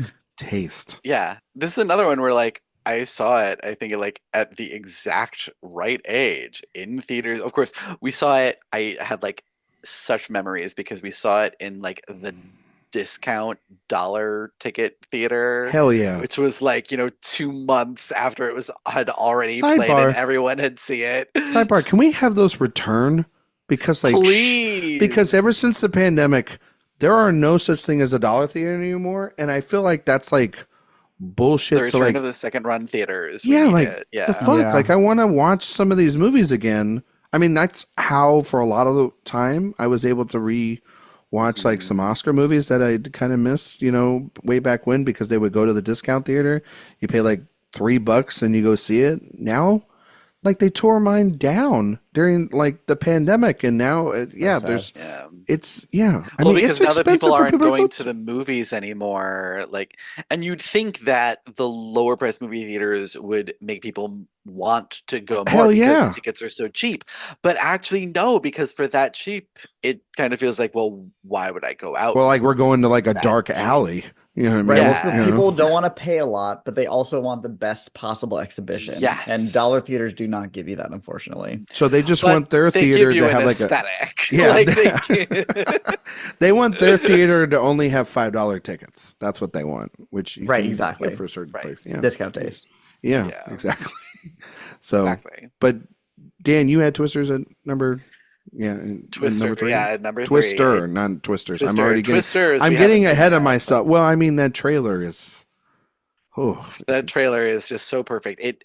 That trailer so perfectly captures the vibe of the 90s movie, and I think Yeah. that's why everyone really took to it and why it became such a big thing. yeah, This movie is so 90s, right down to the cast.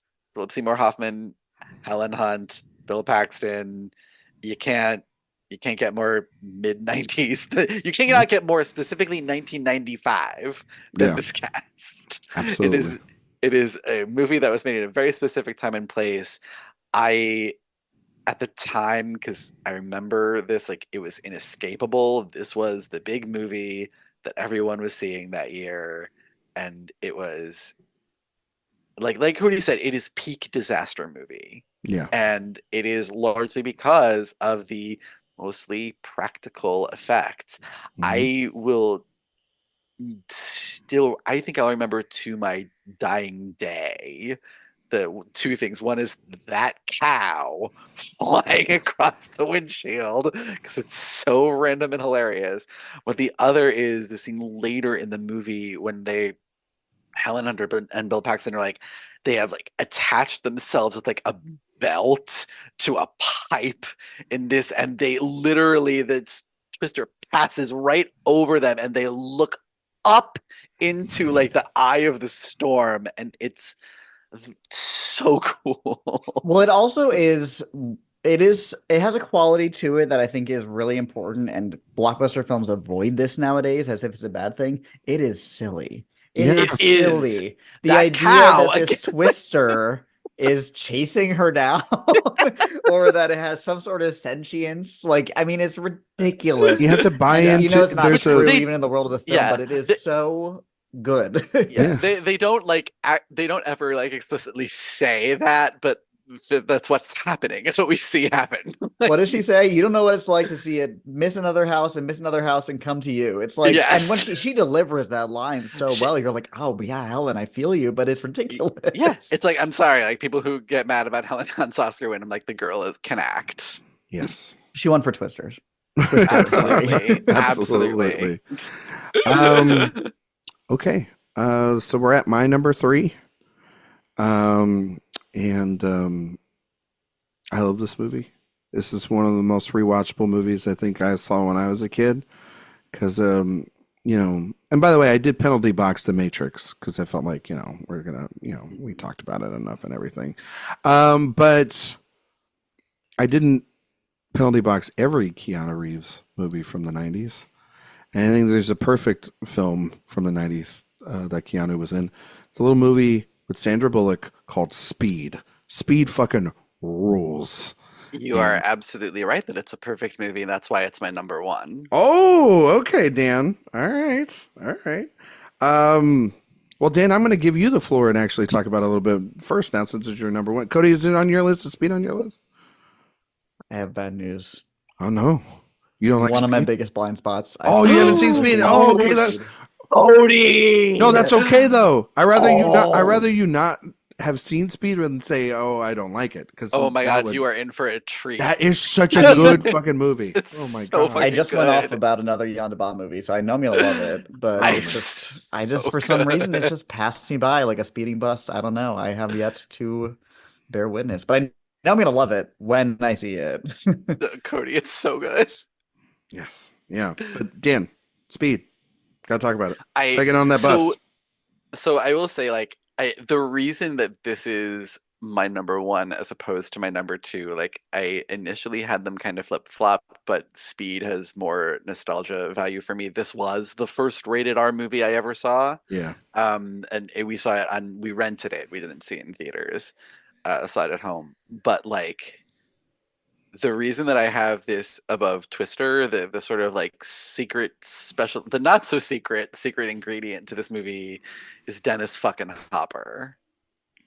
Yeah. Who just like I know we talked about how Hugo Weaving is like all time bad guy in The Matrix, but Dennis Hopper in Speed is right up there with him on the like opposite end of the spectrum. He This is a like unhinged. scenery chewing Yes. performance. My God, so good, and it's another one of those like real big dumb 90s ideas. But it's bus that can't slow down or it right? blows up. Like it's a perfect movie idea. And the smart thing I think about it is that like they don't build a whole lot around it. No. It's not some larger conspiracy. It's not a world-ending thing. It's just this bus and this one guy who has very specifically put a bum on this bus for this reason, and we are there with them the whole time. There's a reason that Sandra Bullock and Keanu Reeves became massive stars after this movie. Their chemistry is Reeves was already incredible. Reeves was already kind of there. This put Sandra Bullock on the map. Yeah. And she again, like they both feel so like every man, every woman. Yeah. Even though they are clearly movie stars, especially Keanu. Like the man has maybe never looked hotter in a movie. It's like the short hair, the jawline. He's looked hot in a lot of movies. He's a beautiful man. Yeah, that is true. But like there's something quite appealing about something's got to give Keanu as a doctor, and absolutely. Yeah. But there's something appealing about the John Wick. Yeah, Avenge My Wife and My Dog, Keanu as well. Yeah. So it's a whole thing. But to me, this is the hottest he's ever looked. And it does not let up. Even though the whole movie is about the bus and that is the reason you go, that opening sequence in the elevator, it's incredible. Is so good. And even like I won't spoil it because Cody hasn't seen it, but the sort of last 20 minutes in that set piece as well too. Like every set piece is built upon itself. Yeah. It's perfect. It's just a perfect movie. Like you're in and you're out. It's about like it's less than 2 hours long. It's like an hour 45. You're in and you're out. It's a simple premise.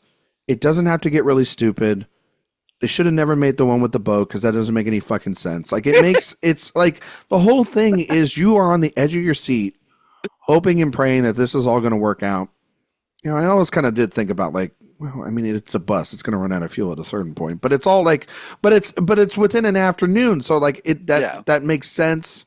It just the mechanics of all of it. Yeah, Keanu's great.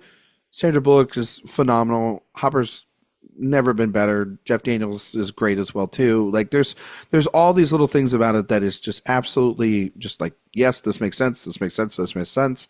And it's just really well put together. There aren't action movies like it. You two were talking about Twisters. Like there is an inherent silliness to the idea of you have to keep a bus over like 50 miles an hour. Yeah. And you're going through LA and they have to block off traffic on the highway and like there's notoriously traffic ridden LA. Yeah, there's this suspension of belief, but like you buy it and every time you watch it, you're on the edge of your seat. You can't help but like be like, holy shit, this is like the greatest movie ever made. They don't make movies like this anymore. And kind of premise. Perfect title. Yeah, Speed. Because that's exactly what it is. Like you don't need, and it almost like makes you want to jump up and watch it yourself because you're like, holy shit, like Speed. Like the movie literally is an adrenaline rush. Yeah, like you feel it it is non-stop the whole time. If you want more like in depth about Speed and the process and everything there is to know about it, a good friend of the show, Chris Tapley, he has a podcast solely dedicated to the film Speed, and he talks with a bunch of people behind the scenes and everything. Great little podcast that he has out there. You should go check it out. Okay, we're back to our number twos, and so Cody, number two for you. Number two is a masterpiece. Here we go. Throw it out there. Yeah, I'm not going to even give it too much lead in. It's Heat by Michael Mann. Hell yes. Yes, it Some is. of the most impressive sound work I've ever heard. You never heard a gun sound like it does in this movie. No. You know, that entire failed LA robbery scene is just like unbelievable. It's just a movie that makes me feel joy in a way that I only feel in like musicals or something like that. Something similarly spectacle ridden that's meant to visually excite you. It just gets me going. There's something like Shakespearean about Heat, almost too. Absolutely.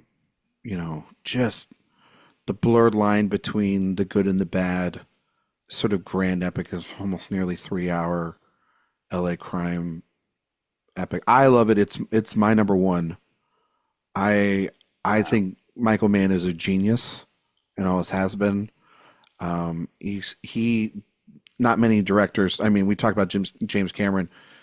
I think Mann's right up there in terms of aesthetic within action set pieces. I mean, this is like, again, De Niro, Pacino, Val Kilmer. They're all incredible in this movie. There's so many great actions into the failed bank robbery, but then there's just the tension that builds a sort of the chase between the cop and the thief, and we've seen that. And like, I almost included The Fugitive on this list. That was a movie that I thought about. There was a couple of other films that I thought about, but like, this is the ultimate chase. This is the ultimate, I thought, detective story I could put into a movie, and it almost kind of dissolves into like this battle of good and evil for like the soul of Los Angeles, wrapped up within, you know, all this just kind of over the topness that you kind of expect from Michael Mann. I mean, it has single-handedly the greatest line maybe of the 90s and from Al Pacino, and she's got a big ass. And you got your head. It's a great ass. Great ass. That's right. And you got your head all the way in all there. the way up it. Yeah. And I think of an ass. You know, like, I have not Azaria's seen face. this movie, so I'm so like, good. what the fuck are you talking about? But you haven't seen this? No. You haven't seen Heat? Boy. No, I haven't seen Heat. Dan, you Dan, gotta next watch time I'm in New Heat. York, You show me Speed, I'll show you Heat. Exactly. Deal. Wait, can I come and just watch them both with you? Because like those are both like great movies, and I would love to watch them. Heat, yeah, fucking masterpiece. Cody's right. You can, you know, everybody says, you know, don't use the M word a lot. You know it when you see it, folks. And yeah, it's not my favorite Michael Mann. Yeah. It's not my favorite Michael Mann. It's like my number two, but it's up there for me. It might be my favorite, but the man makes great films. See, mine's my favorite man's The Insider. Yeah. I love The Insider's good. Insider's great. Insider's great. Yeah. Love that he flew them all out there just to go to his property for that one shot in the mailbox. Just fucking. The light was right. God, the light was completely right. He's a madman. Dan, you're number two. My number two, and I'm kind of glad that I get to talk about it, like, quote unquote, like last on my list, because this is like, in reality, this is probably the number one. I just feel more affection towards Speed, but this movie is the wildest movie of the 90s. I can't believe this movie got made. All right, it is so crazy. The experience of watching it every time, I just like, I am so happy that a movie like this exists. Face Off. Yes. John Woo is a fucking master, and he's one of, like, I always think about him in terms of, like, I don't know if you guys ever watched Whose Line Is It Anyway, but they always called it like the game show where everything is everything's made up and the points don't matter. Made up and the points don't matter. Yep. Right. And it's like it's like any John Woo movie. Like, the plot does not matter. Everything's made up. The plot doesn't matter. What matters is the action sequences and the vibes. And Face Off.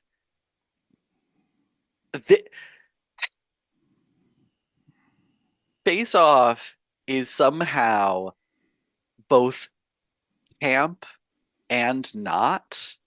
It is the most ridiculous movie you've ever seen, but it is completely serious about it. And you have That's what makes it so great. John Travolta and Nicolas Cage, two of the biggest ham actors we have ever seen, playing each other. It is a wild experience.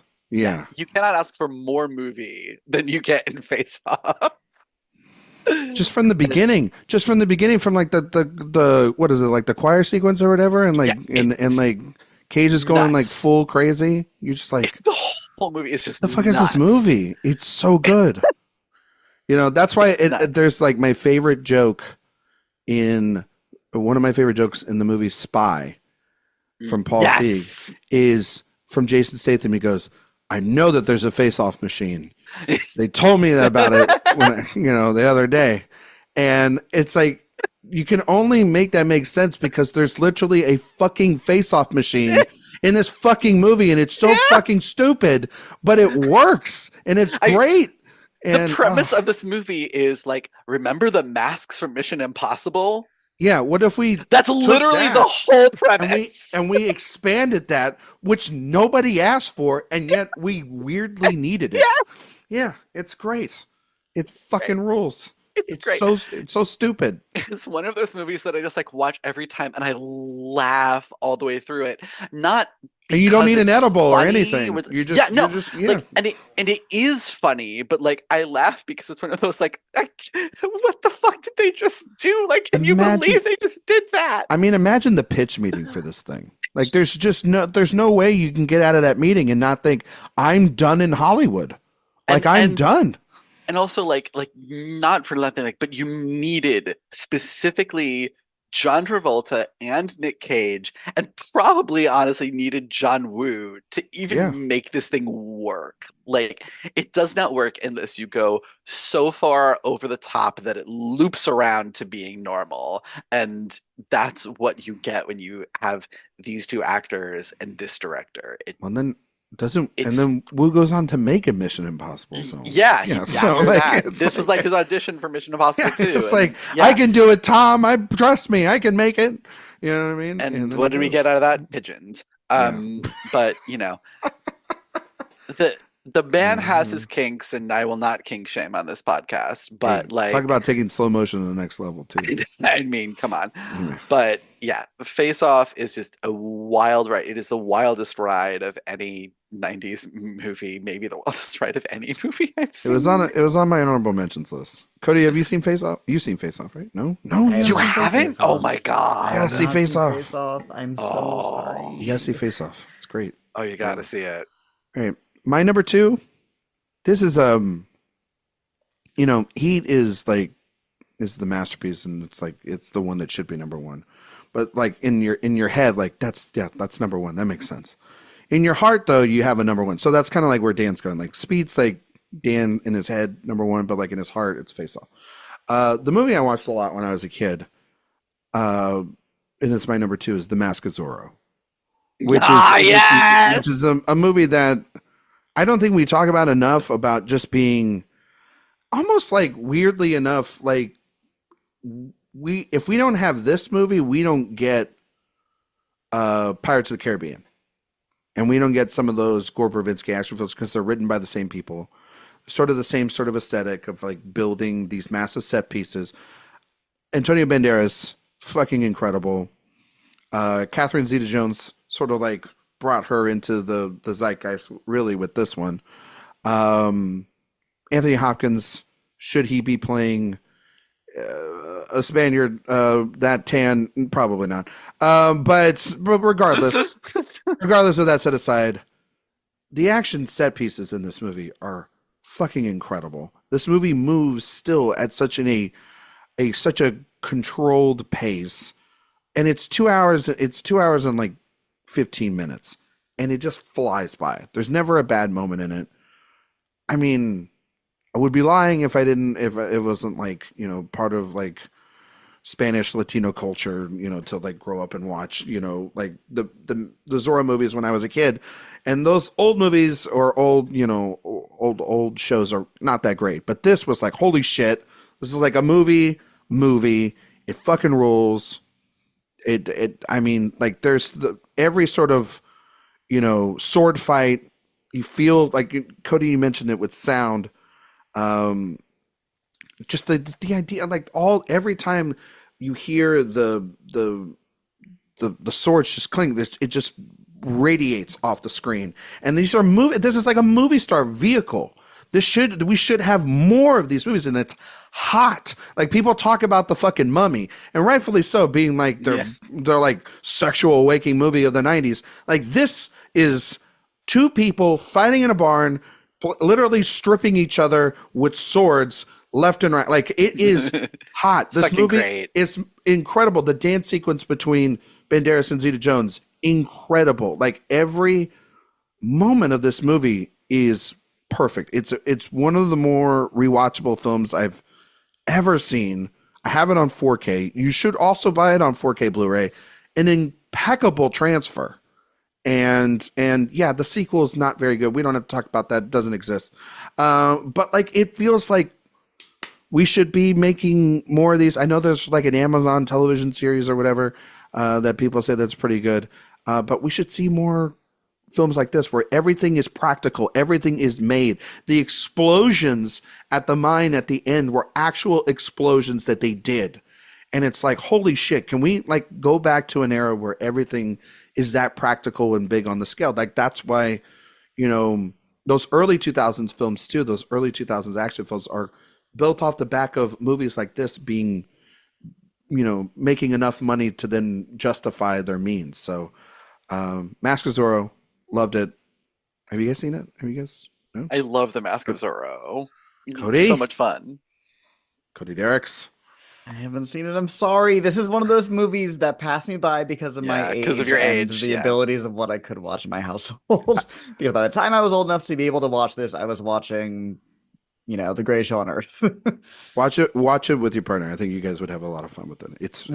I know we would. It's really, I mean, do you guys like the Pirates movies? Oh, this like is a very pro-mummy, pro-Pirates house. Okay. We're gonna like this movie. You're gonna like this movie a lot. Yeah. Like I'm not talking like the Disney. I'm like the fourth and fifth one, like the original Gore Verbinski Pirates movies, like those. No, the good ones. Yeah, the good ones. Yeah, you get it. See, I like Cody a lot because he understands the quality of when it went downhill for Pirates. All right, we only have one pick left, and that's Cody's number one. So Cody, what's your number one? Here's the thing. I didn't think about the fact that we'd be talking about The Matrix so much. That's okay. I mean, maybe. You know, like that's okay. So if you want, I can just, as a replacement, I can spit out. If you want to say that you're really fast. I mean, if you want to, if you want to, we've talked about The Matrix, so your number one is The Matrix. Done. Okay. Yeah, done. The Matrix. We're finished. Yeah. If you want to hear Cody's thoughts on The Matrix, go back to like an hour ago or whenever we were talking about it. Yeah. But just because I did make a list, I'm going to give you 10 through 6 really fast. It's 10 is Total Recall. Oh, 9 is The Quick and the Dead by Sam Raimi. Ooh, okay. 8 is GoldenEye, one of the best Bond movies. Yeah. 7 is Die Hard with a Vengeance, which is so it's the second best Die Hard movie. Yeah. Easily. Close to the best too. Yeah. There are at times, I mean, the racial commentary in the movie is it's quite something. For a Die Hard sequel, what it is. Yeah. So that franchise has the best sequel titles of any franchise. Yeah, Die Hard 2. Die Harder. Die Harder. Die Hard and with then a Vengeance. Live Free or Die Hard. Die Hard. Come on. A Good Day to Die Hard, is that one of them too? Yeah, A Good Day. Yeah, that's the fifth one. Yeah. It's a good day 1 through 3. to die hard. Wait, what? You want to die what? Die. I don't know about that. Oh dear. Anyway, keep going. And number 6 is Starship Troopers, which is just like I almost like anti-fascist filmmaking discussion. No, it's a master. Troopers is so great. Well, I mean, like that's the thing is like Verhoeven in this era coming off of like in the 80s making RoboCop, which is a fucking masterpiece. And then you have Total Recall was like right there in the 6 through 10 as well. And I actually just watched that in Starship Troopers recently, and those movies are fucking incredible. But Dan, do you have any honorable mentions? Yeah, the sci-fi ones that I cut from my list. One of them is Total Recall, which is just like maybe my favorite Arnold Schwarzenegger movie.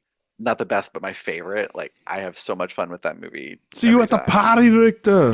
Yeah, good. It's so good. And Independence Day. Hell yeah. Which, if you were like alive and a teenage boy when that movie was released, there was nothing else. Yeah. That was it. Welcome to Earth. Still that. Yeah. Welcome to Earth, Mother. I mean, and the president's speech, like, that shit is iconic for a reason. Like, it's just pure great popcorn. We watch it every year. You got the apple pie and ice cream and fireworks and aliens needing to be killed by human beings. It's great. Yep. I mean, look, God bless our savior Jeff Goldblum. There you go. That's what it is. There it is. And there it is. And the other sci-fi one that was really, really hard for me to cut from this list was The Fifth Element. Yeah. Which is just, it's a good movie. That movie is so wild and so iconic.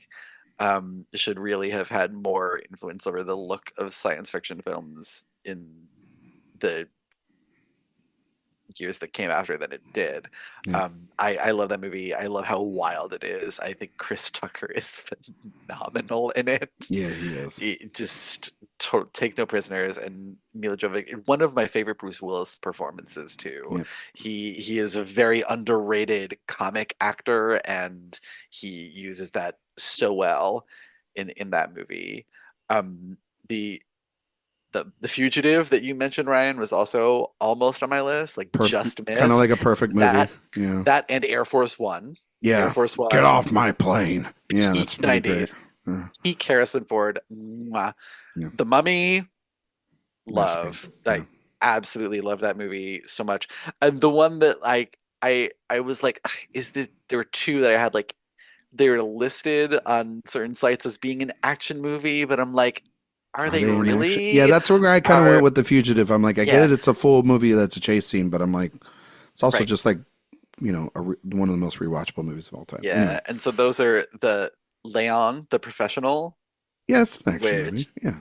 Yeah. Good. And the other one that I really, because I love this movie so much, but everyone kept trying to tell me it's an action movie, and I'm like, is Run Lola Run. Yeah. Which for me, one of the best action films one of the best movies, period, of the 90s. Yeah. But I'm like, I guess, it has the feeling of an action movie, but to me, it's not an action movie. I don't know. Yeah. But I love that movie. Something awful. Honorable mentions for me, all the movies that you guys mentioned. Point Break. Fucking love Point Break. It's Hard Boiled. The Rock. Which is still probably the best Michael Bay movie. Love easily. The Rock. And that's another one that is just like so out there. Yeah. I know that Cage and Connery. Just so good. And Cage is kind of playing like the nerd, which is weird because him playing a nerd. Give me a break. But and then you'd go from that to Con fucking Air. Yeah, Con Air was on my list. The locks, the flowing locks. I can't. I'll just put the bunny back in the box. Yep. The Long Kiss Goodnight, which is fantastic. Oh my God, what a film. Deep Cover, which is a film that Jay Ledbetter specifically said that we needed to talk about on this show. Fantastic film. It's on the Criterion Collection. Just kind of like underground, underbelly crime movie. Don't get to really talk about it that much. Cody mentioned Starship Troopers. Like, if you're going to talk about superhero movie, Blade, the original Blade, from Wesley Snipes is there. You got the Bad Boys, Men in Black. If you really was the era before the slap. You know what I mean? Yeah, and one of the Will best Smith action comedies I've ever. Yes. And just a perfect it's pair. So freaking funny. Rewatchable. Will Smith and Tommy Lee Jones, just like incredible. 2 movies at sea: Crimson Tide, Hunt for Red October. Oh, You know, they're both. I yes. recently have watched both of those. Absolutely fantastic. Seven. If you want to get really technical and dark about it, Action? yeah, there's some action in it. Batman There is Returns. some action. Yeah. Oh, Batman. I will stick up for Batman Forever and Batman and Robin. Yeah. Well, I mean, I love those movies. if you ever want to get really drunk one night, you could play the Batman and Robin game, which is after every Arnold Schwarzenegger pun, you take a drink, and so you'd be wasted. Yeah, I did that. That's I like did that several yeah. times in college. Yeah. Couldn't survive. No, you don't survive. You don't survive the first 20 minutes. No. You know what I mean? Yeah. What killed the dinosaurs? What killed The Ice Age? the Ice Age? Which it didn't, but okay, thanks. Yeah. It's like, all right, maybe fact check that dialogue. Army of Darkness. If we were going to talk about like Army horror of Darkness action, rules, the boomstick baby, and then lastly, I don't think anybody mentioned it, but Jurassic Park, like that, that. Yeah, an action film. I guess that does kind of count. That's an action film. To me, it leans more like adventure. I know that's like really weird distinction. Yeah, I know, but what like, even is adventure? If not but action? like they've got they've got to attack. They've got to on the run from the raptors and the T-Rex and shit like that. Yeah, I know. That's why I put it in honorable mentions. I didn't put it on the list because I was like, it was like The Fugitive. I was like, where do I put this? Like, because it's in a giant chase movie, but it's also just like a thriller and a drama at times, I literally looked at my top 10 of every 90s year to come up with this. And like Jurassic Park is in my top 10 for 93, obviously. And it just didn't even just pass me by. No, but it's right. Yeah. But it's an honorable mention. That's why it's there. I also love that like of the rash of 90s disaster movies, not a one of us mentioned either of the volcano movies. And I'm very, very happy because they suck. I haven't seen those. So bad. Both Volcano and Dante's Peak are like they're supposed to be action movies. They are not. Was Armageddon? Armageddon was 90s. Yeah, that was 99. That Armageddon that counts. Yeah, counts. With Deep Impact. I don't think Deep Impact does. Deep Impact is much more a drama. I think. Yeah, but it's more hard sci-fi. I've never seen so. Well, we all have some. Another good one that we should bring back: Enemy of the State. Oh, Enemy of the State's good. Enemy of the State is really good. Yeah, that Tony Scott knows what he's doing. All right, that's going to be this Awards Watch episode. It's been a little long, but that's okay. You can put up with it. You can deal with it. Cody Dericks, can you tell everybody where they can find you and all your work on the internet? Of course, I'm all over the place at Cody Monster 91. Dan Bayer. You can anticipate twisters with me on Twitter at Dance and Dan on Film. You can find me on Letterboxd and post at Dance and Dan. And you can find all my work at AwardsWatch.com. You can find me on Twitter, Instagram, and Letterboxd at Ryan McQuade 77. If you like podcasts, we have the Director Watch podcast that releases every week. This week we will be releasing, like I said earlier, we will be releasing an episode on Lost in Translation with our guest, Christina Yerling-Biro. And it was a really great episode, and hope you all listen to it. It's on it's wherever you can get your podcasts. Apple, Spotify, 5-star reviews. We only want 5-star reviews. If you give us anything else, that's just rude.